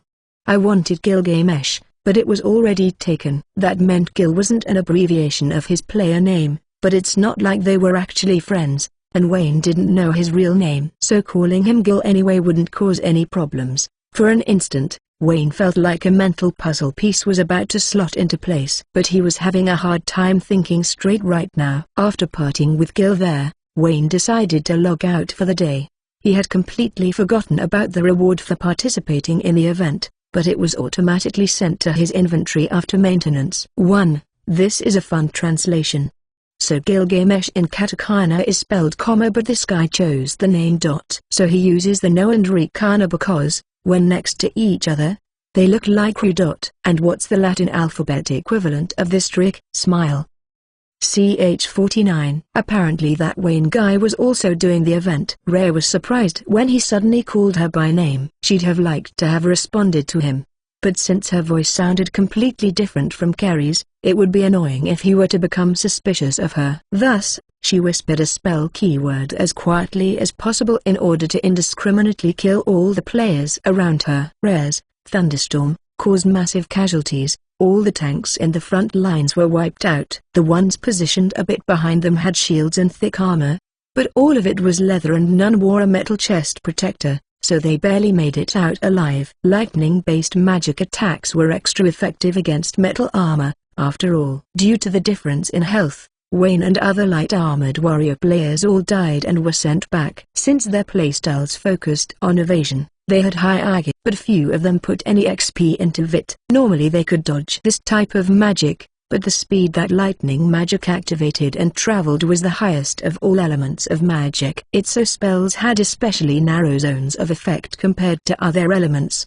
but against players of this level, it was still wide enough to be unavoidable. The only players left were the leather-wearing tanks right in front of her, as well as the ranged classes who were outside her spell zone. Rhea had forced a reprieve in casting her spell, but soon the rain of arrows and magic would resume. She could drop another arrow spell on all the ranged, but if she just shot them out one after another before her cooldowns finished, she'd be slowly running down her options, especially since higher rank spells had long cooldowns. It would take more time, but she should use her sword to take the rest out. As she slaughtered each leather tank in the flash, Rhea made her way toward those in the rear. The one walking was Yoro Isaka, but the sword being waved around was Kenzaki Akai removing himself. It was a test to see if Yoro Isaka could sync with the Kenzaki's movements. Right now, there didn't appear to be any delays at all. They had superb coordination. Having swept away all the leather tanks, Yoro Isaka pulled Saburo out with her left hand. With the two Kenzakis held loosely in her hands, she used Flash Step to close in on a nearby mage. Shocked, he could only stare blankly as his head was lopped off. The other people around him didn't even start to move until they saw the blood begin spraying from the disappearing corpse, but everyone had been clumped up in a rear. She could see them hesitate to shoot anything that could accidentally hit an ally. Such an illogical conundrum. Even if they had teamed up to bring down Rhea, this was still a battle royale. Other players were still enemies. That meant it was perfectly fine to just blow everyone else away with your attacks. If that took out Rhea, then good. If not, then if any other players died from collateral damage, then they'd still earn some kind of points. It was a choice with absolutely no downside. Rhea could not understand why no one else could reach that conclusion. Actually, if Rhea were in their shoes, facing an enemy that didn't seem to take any damage from her magic, she would have opted to off all the weaker players under the guise of accidental friendly fire. That would have been the most profitable course of action. That said, if anyone tried that now, the current Rhea wouldn't be so appreciative, since the XP she could have gotten from killing players would decrease. Therefore, before anyone else opted for that tactic, she'd just have to take out all the players first. She went around killing every player she found with liberal use of spinning slice, slash, flash step, and throw. The Kenzakis she threw killed as many additional players as they could without arousing suspicion, then stabbed themselves into the ground. Having thrown one sword, Yoro Isaka grabbed Shiru from her back and Jiri from her waist, then fought her way over to the thrown Kenzakis using a mix of normal attacks and skills. She used throw with one of the Kenzakis in her hand, then recovered one in the ground with her now free hand. The remaining players finally decided to bite the bullet and just attack without regard for any other player's safety, but by then those still alive were too scattered anyway. Flare arrow. Rhea hated being cancelled out, so she only used magic on players holding bows, then threw projectiles at mage players, steadily taking them out one by one. There was a combat effect when two offensive spells collided called cancelling. If they were the same element and about the same power, it would create an explosion and both spells would be destroyed. If they were instead, for example, fire and ice spells, elemental combinations like that would cause their offensive values to partially cancel out, reducing the strength of both spells. When a difference in INT resulted in a large difference in firepower, or when they were different skill ranks in the same tree, the weaker spell would be completely cancelled out while the stronger one would be weakened when they collided, and the now weaker spell would continue onto its original target. When one person is singled out and focused down during a contest of magic, collisions and cancellations happen often. Concerning the current situation, that meant that Rhea's firepower could easily be mitigated. Whenever she wanted to cast magic, she had to carefully examine the MP costs to be paid and the risks incurred from cooldown timers. However, the players surrounding Rhea had regained their cool by now, so even if she were to fire at an archer, The many mages behind them could repeatedly shoot their own magic to completely cancel out Rare's spell. At the same time, there was a player here who was capable of altering the trajectory of the Kenzakis she threw using arrows. This was a big surprise to Rare. There was in fact a skill that could accomplish that, but considering the Kenzakis could move under their own power, hitting them such that they couldn't evade took considerable real-world talent. Out of the corner of her eye, Rare saw a familiar nurse outfit. She reflexively unleashed the spell, Hell Flame. Her magic disintegrated all the players to her left, where she had noticed the nurse outfit.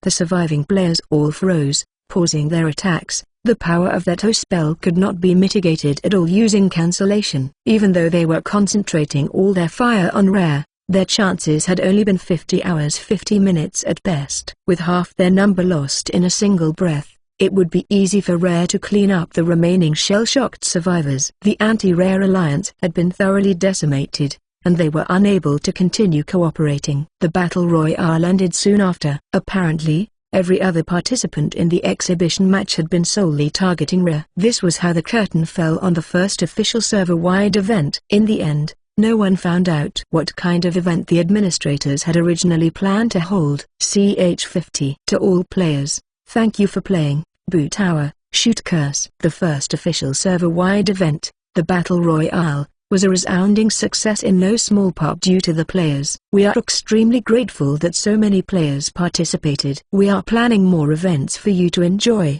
so please stay tuned for future announcements. We hope there will be as much enthusiasm and participation for them as well. We hope you continued to enjoy your time in Boo Tower, Shoot Curse. Maintenance announcement. Thank you for playing Boo Tower, Shoot Curse. The servers will be down for scheduled maintenance following the conclusion of the server-wide event. In response to feedback from a portion of the player base, a game system change will be implemented during maintenance. The names of spells must be used as a spoken keyword to activate magic spells and active skills. Many players have expressed their discontent with these skill names. After conducting a detailed internal investigation, characters will now be allowed to change the activation keyword required to cast spells and use skills. If no change is configured, the current keyword will continue to work normally. We hope you continued to enjoy your time in Boo Tower, Shoot Curse. Maintenance period, 10 o'clock 1900 hours. Exact end time is subject to change. Frequently asked questions. This list of frequently asked questions and troubleshooting tips has been compiled from player submissions. The answers on this page may be able to resolve your questions or issues, so please check here before submitting an inquiry. In addition, please be aware that some questions regarding game content or specifications may not be addressed here. Q. There is an abnormally powerful player in the game. Is she actually a member of the administration team, or is she cheating in some way? A. This is not the case, because knowledge of the inner workings of this game provides an excessive advantage over regular players. Employees and any persons associated with our company are expressly forbidden from playing on the server with the public game population. It is well known that in the 5th generation VR systems, consumers cannot initiate unauthorized behavior via the client-side framework. In addition, since the system AI is equipped with live bug fix functionality, it is virtually impossible to exploit any potential bugs in the system. While we are unsure which player is being asked about, we do acknowledge that the existence of abnormally powerful players is within developer expectations. All game systems are confirmed to be working as intended. We hope you continued to enjoy your time in Boo Tower, Shoot Curse. Hello Rare, thank you for playing Boo Tower, Shoot Curse. The administration team believes that the first official server-wide event, the Battle Royale, was far more successful than anticipated due to your involvement. Because so many players were able to have an enjoyable experience, we would like to show our appreciation on behalf of the entire development team. To that end, we would like to include footage from the event which showcases the character Rare in battle in a commercial for a public advertising campaign. We are contacting you today to request permission to use this footage. The footage we would like to use is CH51. After maintenance was over, Rare logged in and received a bunch of notifications. There was the usual notification about the maintenance, but it had been sent before maintenance, so, after skimming the title, she ignored it. A recording of battle footage.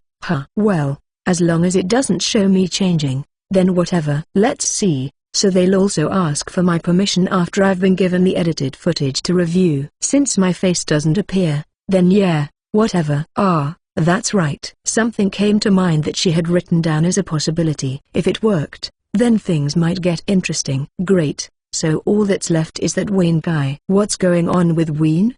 Asked Kerry, who was standing by next to Rhea. After going to the forest with Wayne, Kerry had spent nearly all her time in the Queen's chambers. Apparently, while she had been pretending to be weak, having to attack her allies, the engineer ants, caused her quite a bit of stress. Unless Rhea ordered it, she didn't intend to maintain her relationship with Wayne. Regarding the event the other day where I was gone for about 2 hours, there was a little incident. She wasn't sure if her followers could tell if she was logged in during those 2 hours. Since she had predicted that there wouldn't be a way to earn XP while in the event area, she had ordered her subordinates to go out and randomly kill stuff in the meantime, curious if she would still get the XP. However, since she ended up earning a ton of XP during that last exhibition match, it was hard to tell whether she had gotten any or not. No, that won't be necessary. Okay, let's do this. Kerry will go out to the city, and I'll use Summon Caster Mind to possess her.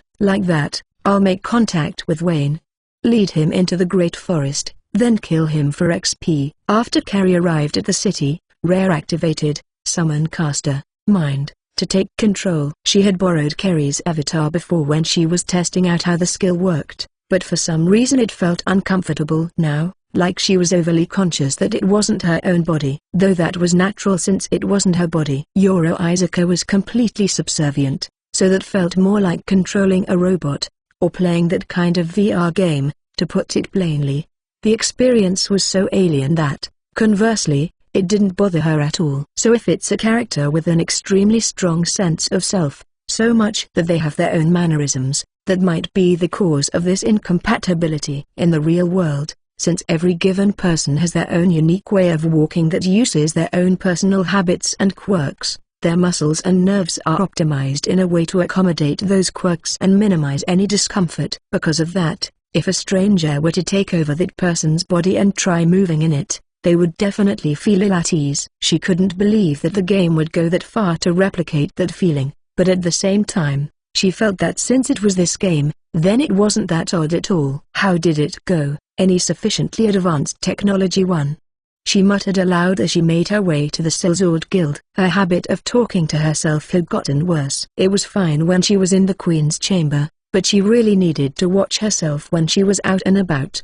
There weren't that many Sellswords in the Sellsword Guild, or so she had been expecting, but there were actually more here than usual. Looking closer, they seemed to be players. She didn't see any of that desperation characteristic of someone looking to lay down roots in this city. To put it negatively, it felt like they had come to the boonies on break in order to kill some time, like they were the grandkids of the neighborhood old folks or something. As someone raised in the countryside in real life, Rhea was rather familiar with people like that. To this city, these players were city slickers, as it were. With the advent of VR, there were fewer opportunities to go outside, so the gulf between the countryside and the city got even wider. While the feeling of being trapped that was characteristic of living in the countryside had faded, so had the positive spirit of wanting others to know more about their own hometown. Now, is Wayne? Ah, there he is. He was in a corner of the lobby, sitting on a bench and staring at the floor. For a split second, the heavy atmosphere confused Rhea. Was she actually in a game right now? Or was she in a VR employment center? Not that she'd ever been in one of those before. Yo, Wayne. Keep ya waitin'? Rhea. Ah, not at all. You came to see me. Yeah. It's written all over your face. You got a bunch of stuff to ask me. And we haven't talked since coming back from the forest. As she spoke, Rhea mentally clicked her tongue in irritation. A number of other players appeared to be looking their way after hearing Wayne's response. That lack of consideration was probably why he didn't have any friends. Not that she could judge, she had no friends herself. I don't mind chatting, but we stand out too much here. I'd like to go somewhere more quiet. Let's head to the forest. If I remember right, there aren't many monsters or people around the edge. Wayne stood up and, with a nervous look on his face, nodded in assent. Rare accompanied him out of the Sellsword Guild. It didn't seem like anyone followed them. Not that she'd particularly care if anyone had. On the way to the forest, Rare did her best to walk in a way that didn't seem unnatural. In order to accomplish that, she had to trace Kerry's habits. She wasn't sure how closely Wayne had been monitoring Kerry's behavior, but for Rare, it felt like she was on a mission in disguise to converse with someone she didn't know. After framing it in that manner, she couldn't help feeling a bit pumped up. Since things had already become like this, she wanted to do her best not to get found out. When they got there, they decided to find a spot about 20 minutes into the forest. Last time Kerry had come here, if she remembered correctly, they leisurely wandered around for an hour before an engineer ant had been set on them. Even after just 20 minutes, no one would be able to see them from the edge of the forest, so last time there was no need to wait until they had gone in as deep as they had. Even after they had gotten that far in, though, no ants would have come without being ordered. The forest was originally Kerry's home turf, though, so doing all this was actually good practice for Rare. As far as avoiding discomfort, she found it far easier to move about in the forest. Riley and the others also had regular patrols. Maybe it'd be good for Rare to occasionally go with them via possession. All right, this should be far enough. So Wayne, what do you want to know? Are you really Rare? Of course I am. I'm obviously Rare. Who else would I be? Since she was currently possessing Kerry's body, the person talking to him was unmistakably Rare. In fact, all the previous times actually weren't Rare. I feel like you're not the same Rare I know. 1. The third of Clark's 3 laws. Ch 52. What went wrong? She was outed right away. Either this Wayne guy had much better intuition than Rare thought, or he was just plain sharp, or maybe Rare was just way dumber than she thought she was. Not a conclusion she particularly wanted to entertain, all things considered. I don't know what you're trying to say, but you need to authenticate your brain waves in order to log into the game. It's absolutely impossible for me to be someone else. Well, if it required a fingerprint or iris scan like they used to have ages ago, there might have been ways to fool those. And this avatar was undoubtedly Kerry's, whom Wayne has met before. In other words, the person before Wayne was the Rare that Wayne knew, Kerry's body, and at the same time also the actual player named Rare.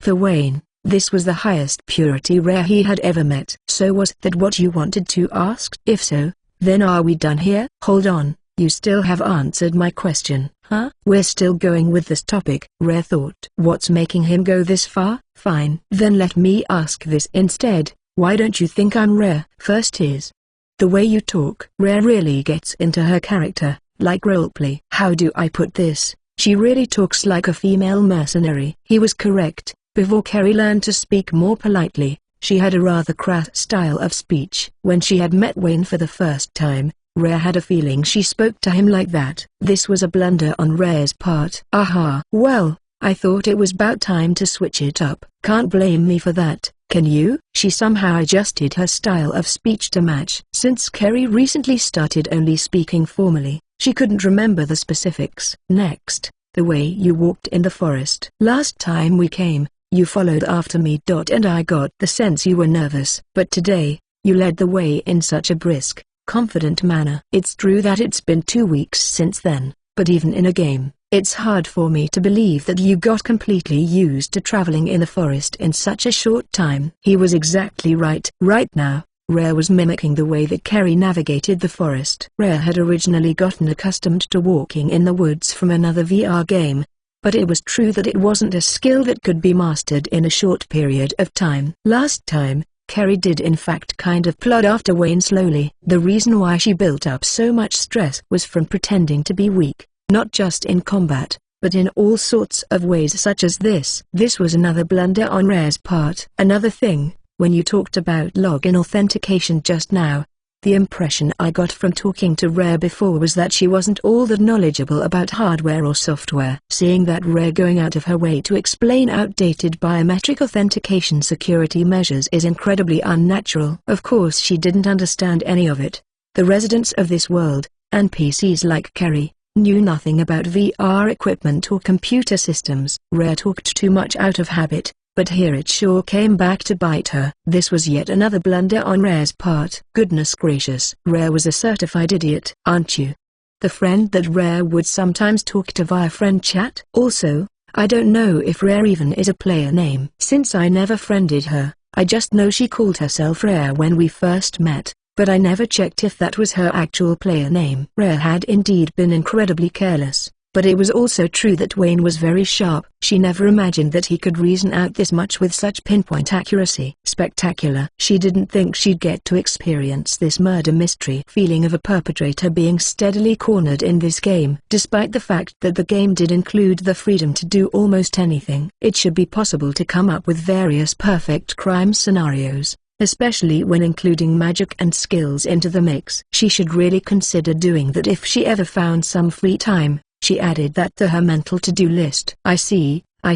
So what you're saying is that there are two players with the exact same physical appearance, one being me, and the other being the Rare that you met before? Here she would casually suggest that it was a trick with two players, as far as Rare was concerned, as long as he didn't somehow land on the actual truth, that Rare herself had a completely different appearance and NPCs had a way to use inventories and friend chat. Then there was no problem. If the fact that Rare didn't look like Kerry got out, then it would naturally connect to the question of how she could control Kerry's body. She didn't want knowledge of these skills to get out. So that really was it. Having interpreted Rare's words as a confession just now, Wayne hung his head. If you're going to ask why I did something like this, well, I can't say there was any particular reason. The reason was really that Rare just didn't want to go to town herself, but if she said that, it would lead to learning that she didn't look like Kerry, so she would say no more. It wasn't exactly a badger game, but, well, it was to park unsuspecting players. You can only hunt NPCs once and that's it. But with players you can do it over and over again, so that was part of why. Even in the closed beta, I pretended to be an NPC to dupe stupid players and kill them off. You did what? You pretended to be an NPC in the closed beta to park. And now you're... That's right. It was my best work. I did it a bunch of times, but I'd get found right away if I tried again in the same city, so I had to immediately move. That was you. One of those stupid players you killed was me. Rare jumped at Wayne's sudden outburst.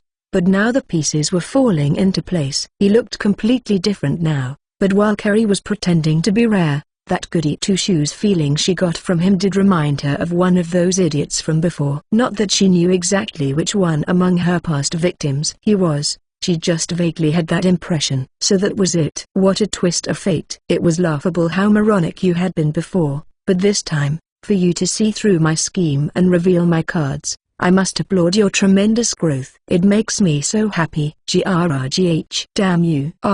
Feel free to draw your sword.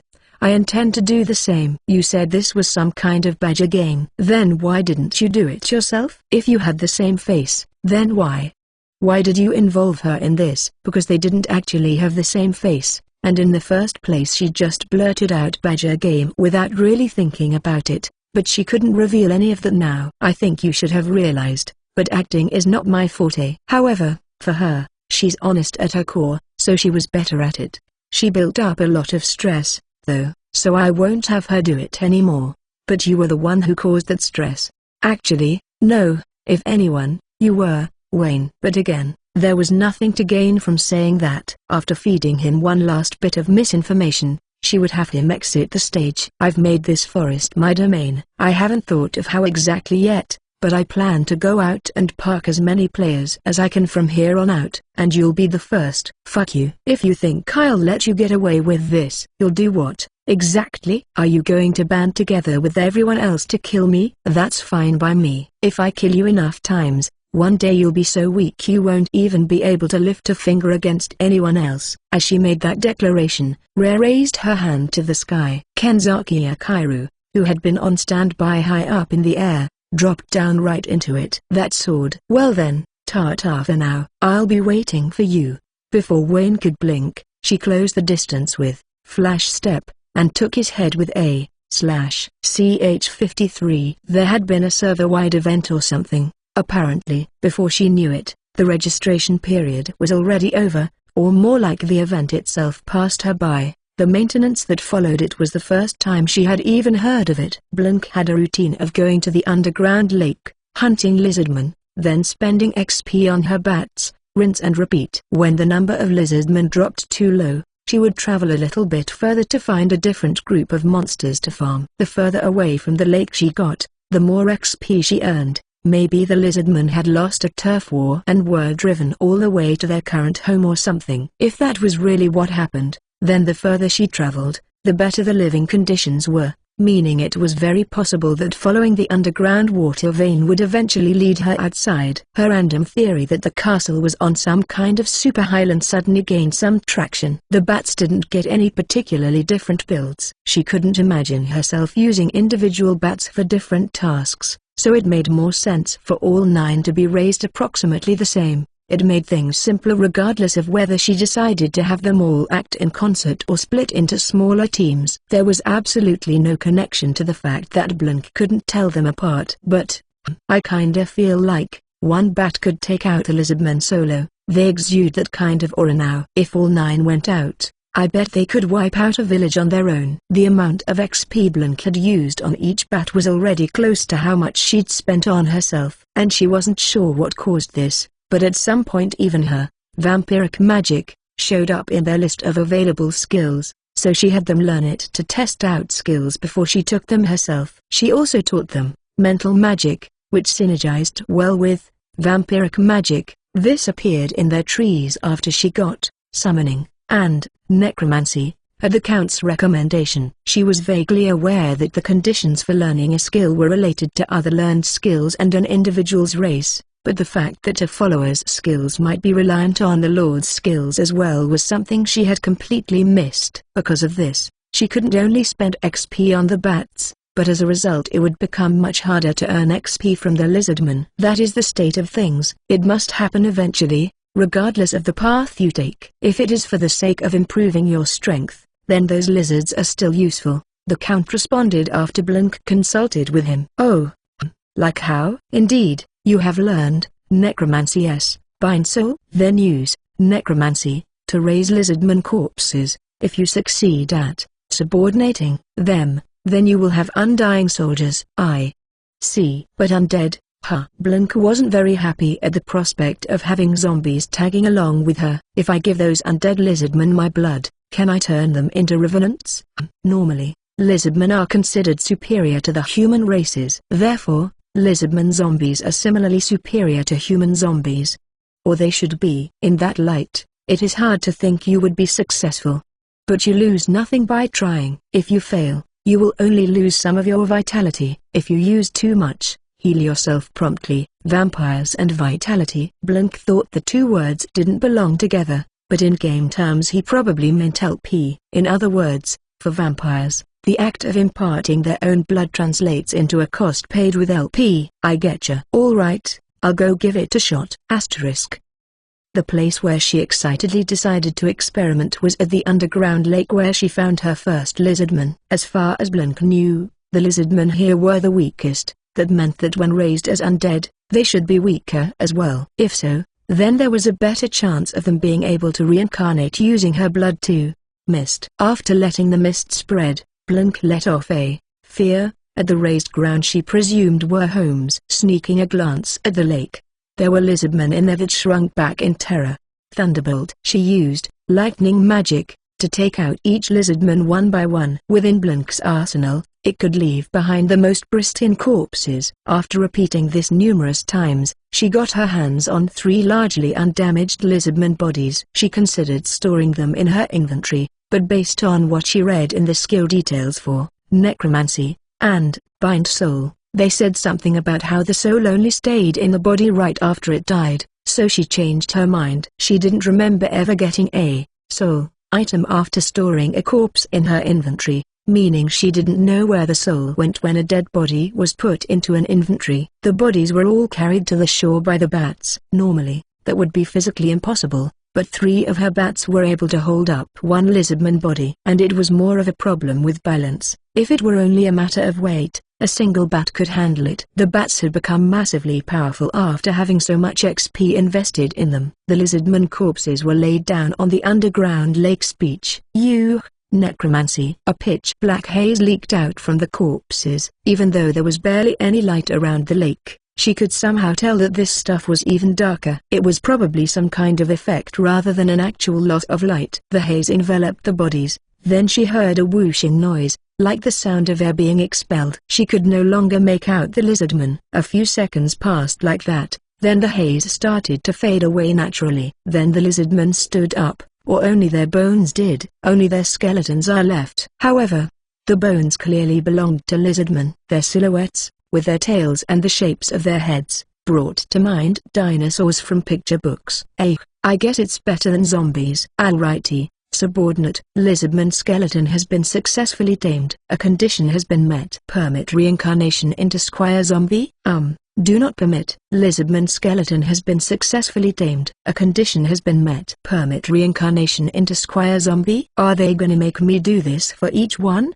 Do not permit. Lizardman skeleton has been successfully tamed. A condition has been met. Permit reincarnation into Squire Zombie? Newer. Do not permit. She considered letting one of them reincarnate into a zombie, but decided not to. Most groups of 3 consisted of 2 who got along real well and a leftover, a third wheel. Going out of her way to create the impetus for such a divide to form felt wrong. I didn't expect being asked about it. I got to make the ultimate decision for myself. However, NPCs couldn't receive system messages, which means that for all the counts, subordinated, zombies, either there was some other method for triggering it, or they were actually just unilaterally forced into becoming Squire Zombies, in which case, it's possible there weren't any NPC vampires with tamed skeletons. So, no one knows what would happen if I gave blood to these skeletons. The Count had already assured her, even if she failed, all she'd lose is LP, in which case, giving out enough for the 3 shouldn't be a problem. Blunk cut her finger on one of her canines, then rubbed her blood on the foreheads of the 3 lizardman skeletons. Oh wait, these aren't canines, they're actually fangs. She was immediately overcome with weakness, making her entire body going limp and causing her to unintentionally fall to her knees. She checked and definitely had lost LP. Furthermore, even though her max LP had gone up quite a bit by this point, she suddenly lost half of it. That's a huge chunk. You left out that part, coach. She wondered how she could teach a vampire count inside of a game the importance of Horenso. Your followers have fulfilled the conditions for reincarnation. Initializing reincarnation. The skeleton standing before her became dyed in red. It's like they're powering up. I was worried it might fail. Hang in there, life points. Their color wasn't the only thing that changed. A bunch of little spikes rose up on their spines, from their backs down to their tails. Their fingers and toes tapered into sharp claws, and all their bones became thicker, stouter. To cap off the transformation, 2 little horns sprouted up from the backs of their heads. Holy cow, they look wicked. They're totally different now. What the heck? Spato, sewn ones. Seriously, what the hell are these? Did I plant some seeds or something? Their race name was a complete mystery to Blink, but in any case, she successfully reincarnated them. CH-54.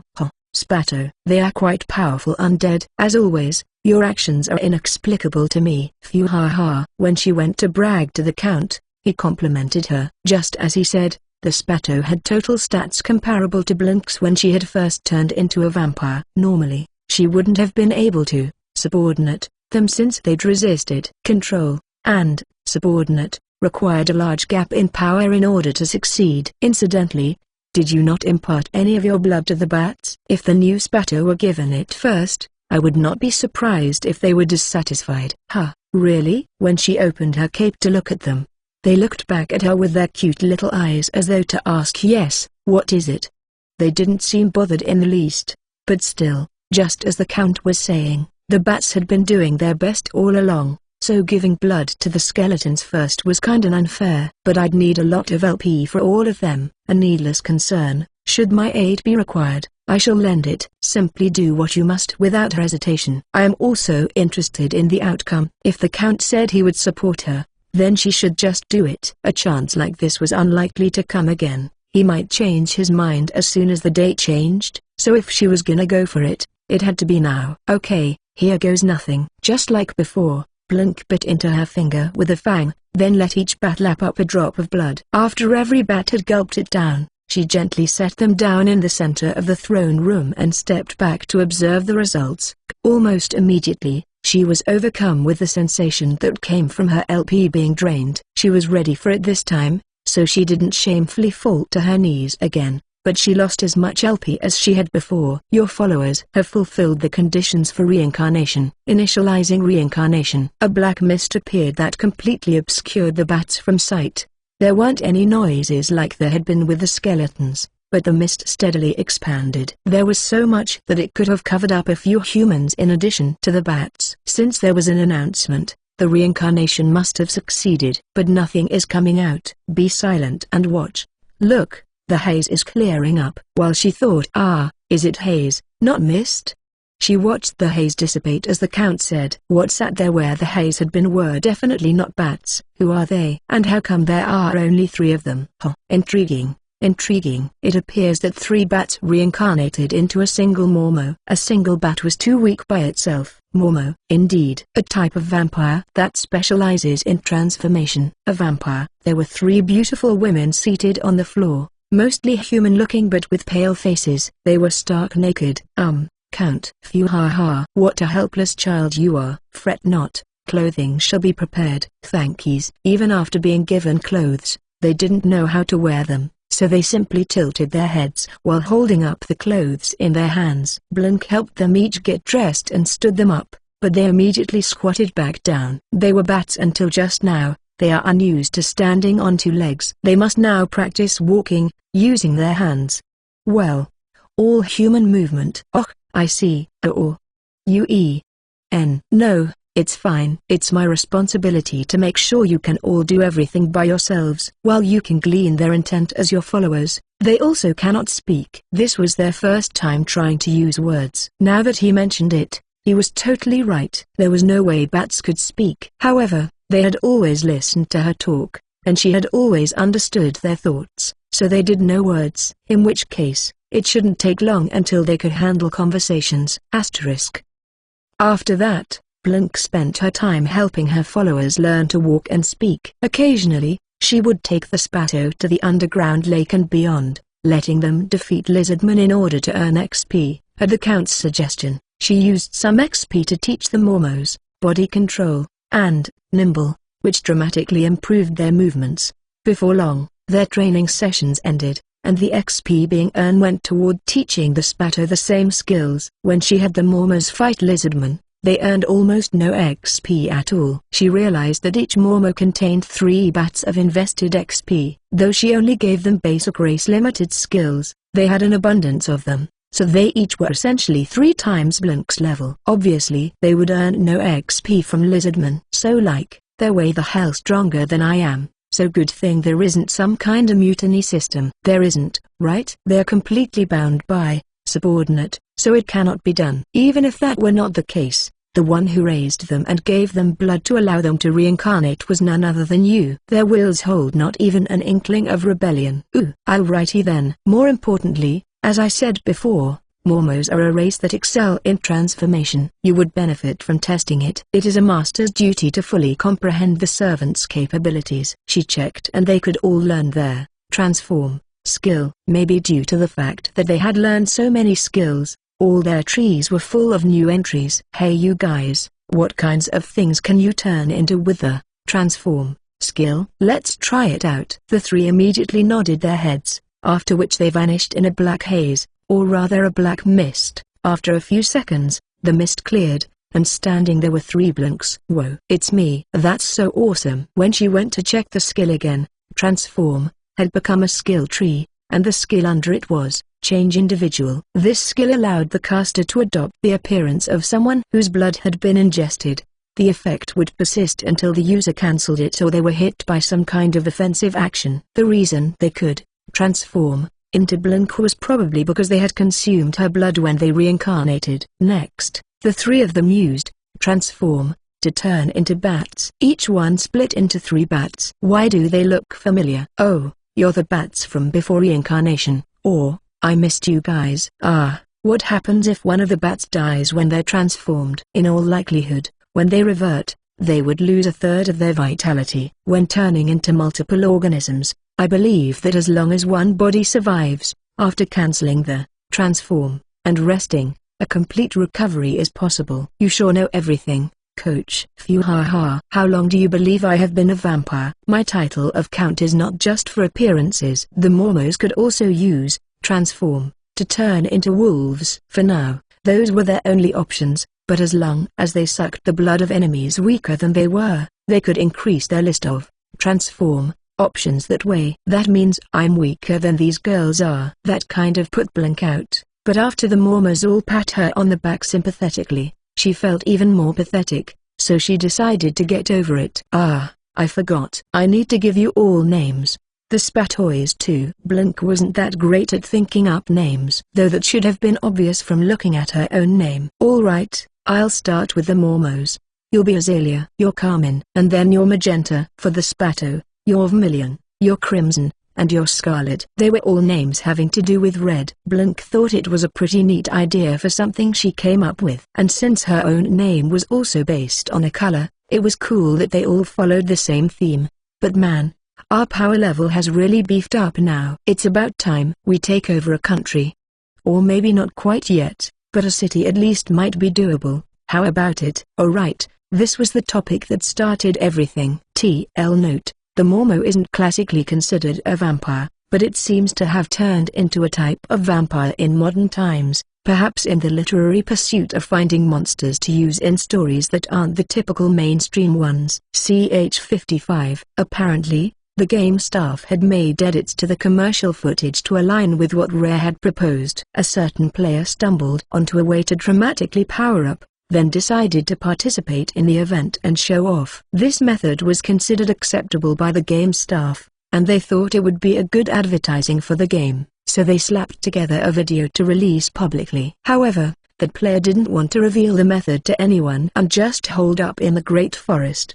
Hopefully the way the video was cut or comments on the video would lead to that kind of misunderstanding. Management must not have found any problems with this type of misdirection, so her suggestion was accepted. In fact, Rare had entered the event in order to gauge the progress of other players, and she hadn't meant to show herself off. Rather, if she had wanted to show off all her cards, there wouldn't have been enough time in the event to do so, something no one could have possibly fathomed if Rare stayed silent. In addition, that Wayne Higa released everything he knew about Rare on social media. He explained about Kerry, another player with the same appearance who had done nothing wrong and was obeying Rare, and a bunch of other stuff. Since pretty much everything he wrote was completely wrong, she had no problem with it at all, so she didn't do anything about it. In the first place, even if she wanted him to correct anything, if she went ahead and reached out to him directly on social media, that might render all his hard work moot. The mastermind should stay silent. The only time she needed to confess was after she'd been cornered. Right, just like what she had done the other day. Anyway, her plans were proceeding smoothly. Well, not that she was doing anything, but it had been a week since things had kicked off. Right now, more and more players were gathering at the Great Libby Forest. She had only recently found out that was the name of this forest. The nearby city of Urfahan, another name she only just learned, was experiencing a surge of unprecedented economic prosperity as a consequence. It was as though they were preparing for war against the Great Forest. In other games, this many players would only gather around raid dungeons. If all these players misunderstood that Rare obtained her strength within this forest-turned dungeon, then she could consider her ploy successful. To help sell the dungeon setting, Rare was actually playing another game, a dungeon management one, and bringing her experience from the rover here. The engineer ants produced low-rank metal weapons and armor with materials from the ore vein, which were planted in the outer areas of the forest. If a player found one and took it with them, another item of the same quality would be hidden somewhere else. And it wasn't only weapons and armor, low-rank potions, lumber, nuts, berries, and fruits from trees in the middle layer of the forest, monster pelts, and various other materials were strewn about at random. They were more than sufficiently stocked on supplies gathered from the middle layer nowadays, since it was a lot of trouble to have everything brought back to the Queen's chamber to give to the transporter ants. The ants who collected them were being told to just hang on to them. Scout ants were constantly tracking both the distributed items as well as player movements. Because there were so many players, they urgently needed to start producing more scout ants and form specialized monitoring squads. After letting the invading players kill monsters, mostly ants, and collect treasure to their heart's content. The bloodthirstier ants like the cavalry and snipers would then kill a moderate number of them. This was what Rare realized: if ants killed other ants, they wouldn't earn even a single point of experience. However, if players killed ants and earned experience, then those players were killed by other ants. Rare's group could gain much more XP. On the whole, players had around the same amount of XP going into the forest as they did after they died and came back, so they would want to adjust the kill timing a bit so that players ended up a little ahead. Trying to finely control the players' power levels required precise calculations, and it was for that specific reason that she increased Sugaaru's INT so much. Because of that and enhance follower, every ant's INT had increased a bit, so they could work together to do those calculations. A fringe benefit was that it also raised the effectiveness of engineer antacid. To be specific, they could now melt bronze. Even the weakest engineer ant would now be enough to deal with players wearing equipment made from bronze or the bones of weak monsters. On a related note, Urfahan's supply of metals from the Great Libi Forest ore vein had been stopped due to the occupation of Rare's group, but now it had been indirectly restored by putting it in the hands of players. As a result, the price of iron had dropped. However, what the players brought back was refined equipment, so much better than cast metal goods that they stopped going to blacksmiths to buy gear. However, metal equipment did require maintenance, so the demand for blacksmiths didn't completely disappear. Still, she heard that quite a number of blacksmiths ended up leaving town. And who provided this intel? Remy. Now that the production lines were fully up and running in the Great Forest, Remy's responsibilities as general manager had relaxed, and she now posed as a wandering alchemist to sell low-rank potions and items in town. While players could find potions in the forest, they at least weren't dumb enough to just go diving in without any from the start. On the contrary, some players had too many and wanted to pawn them off. While there had always been apothecaries and alchemists in town selling potions, they didn't buy potions, so Remy was able to carve a niche for herself and became rather successful.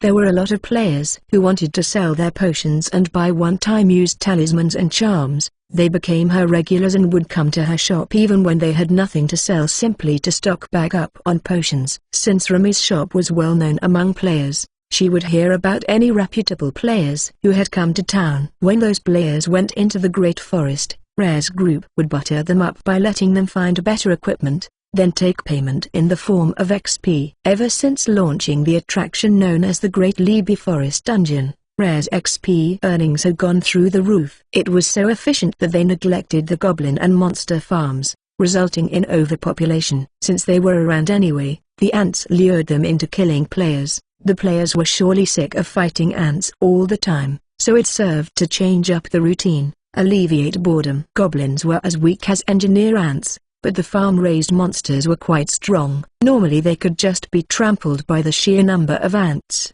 but they were actually powerful enough that multiple parties of players wouldn't be able to defeat them. It would be great if those players thought of them as mid-bosses or something and enjoyed the variety. Sugaaru was the sole administrator of the entire operation. With the support of the transporter ants, she would be able to handle most emergencies. If she needed someone with overwhelming battle power, she could recruit Dees to help her. When Kerry equipped Choro Isaka's little sister, she was nothing to sneeze at either, but she wasn't often away from Rare's side, and so, Rare had made a lot of free time for herself. She also had enough XP saved up for an experiment. Right now, she was just waiting for a report from Marion, who was out on business, so it was time to continue tinkering with alchemy. TL note, fun coincidence, when I picked a romanization for the name of the country, Heis was at random, but turns out it actually is a German name. Now we also get the Great Libi Forest, love, and Urfahan, experienced, learned.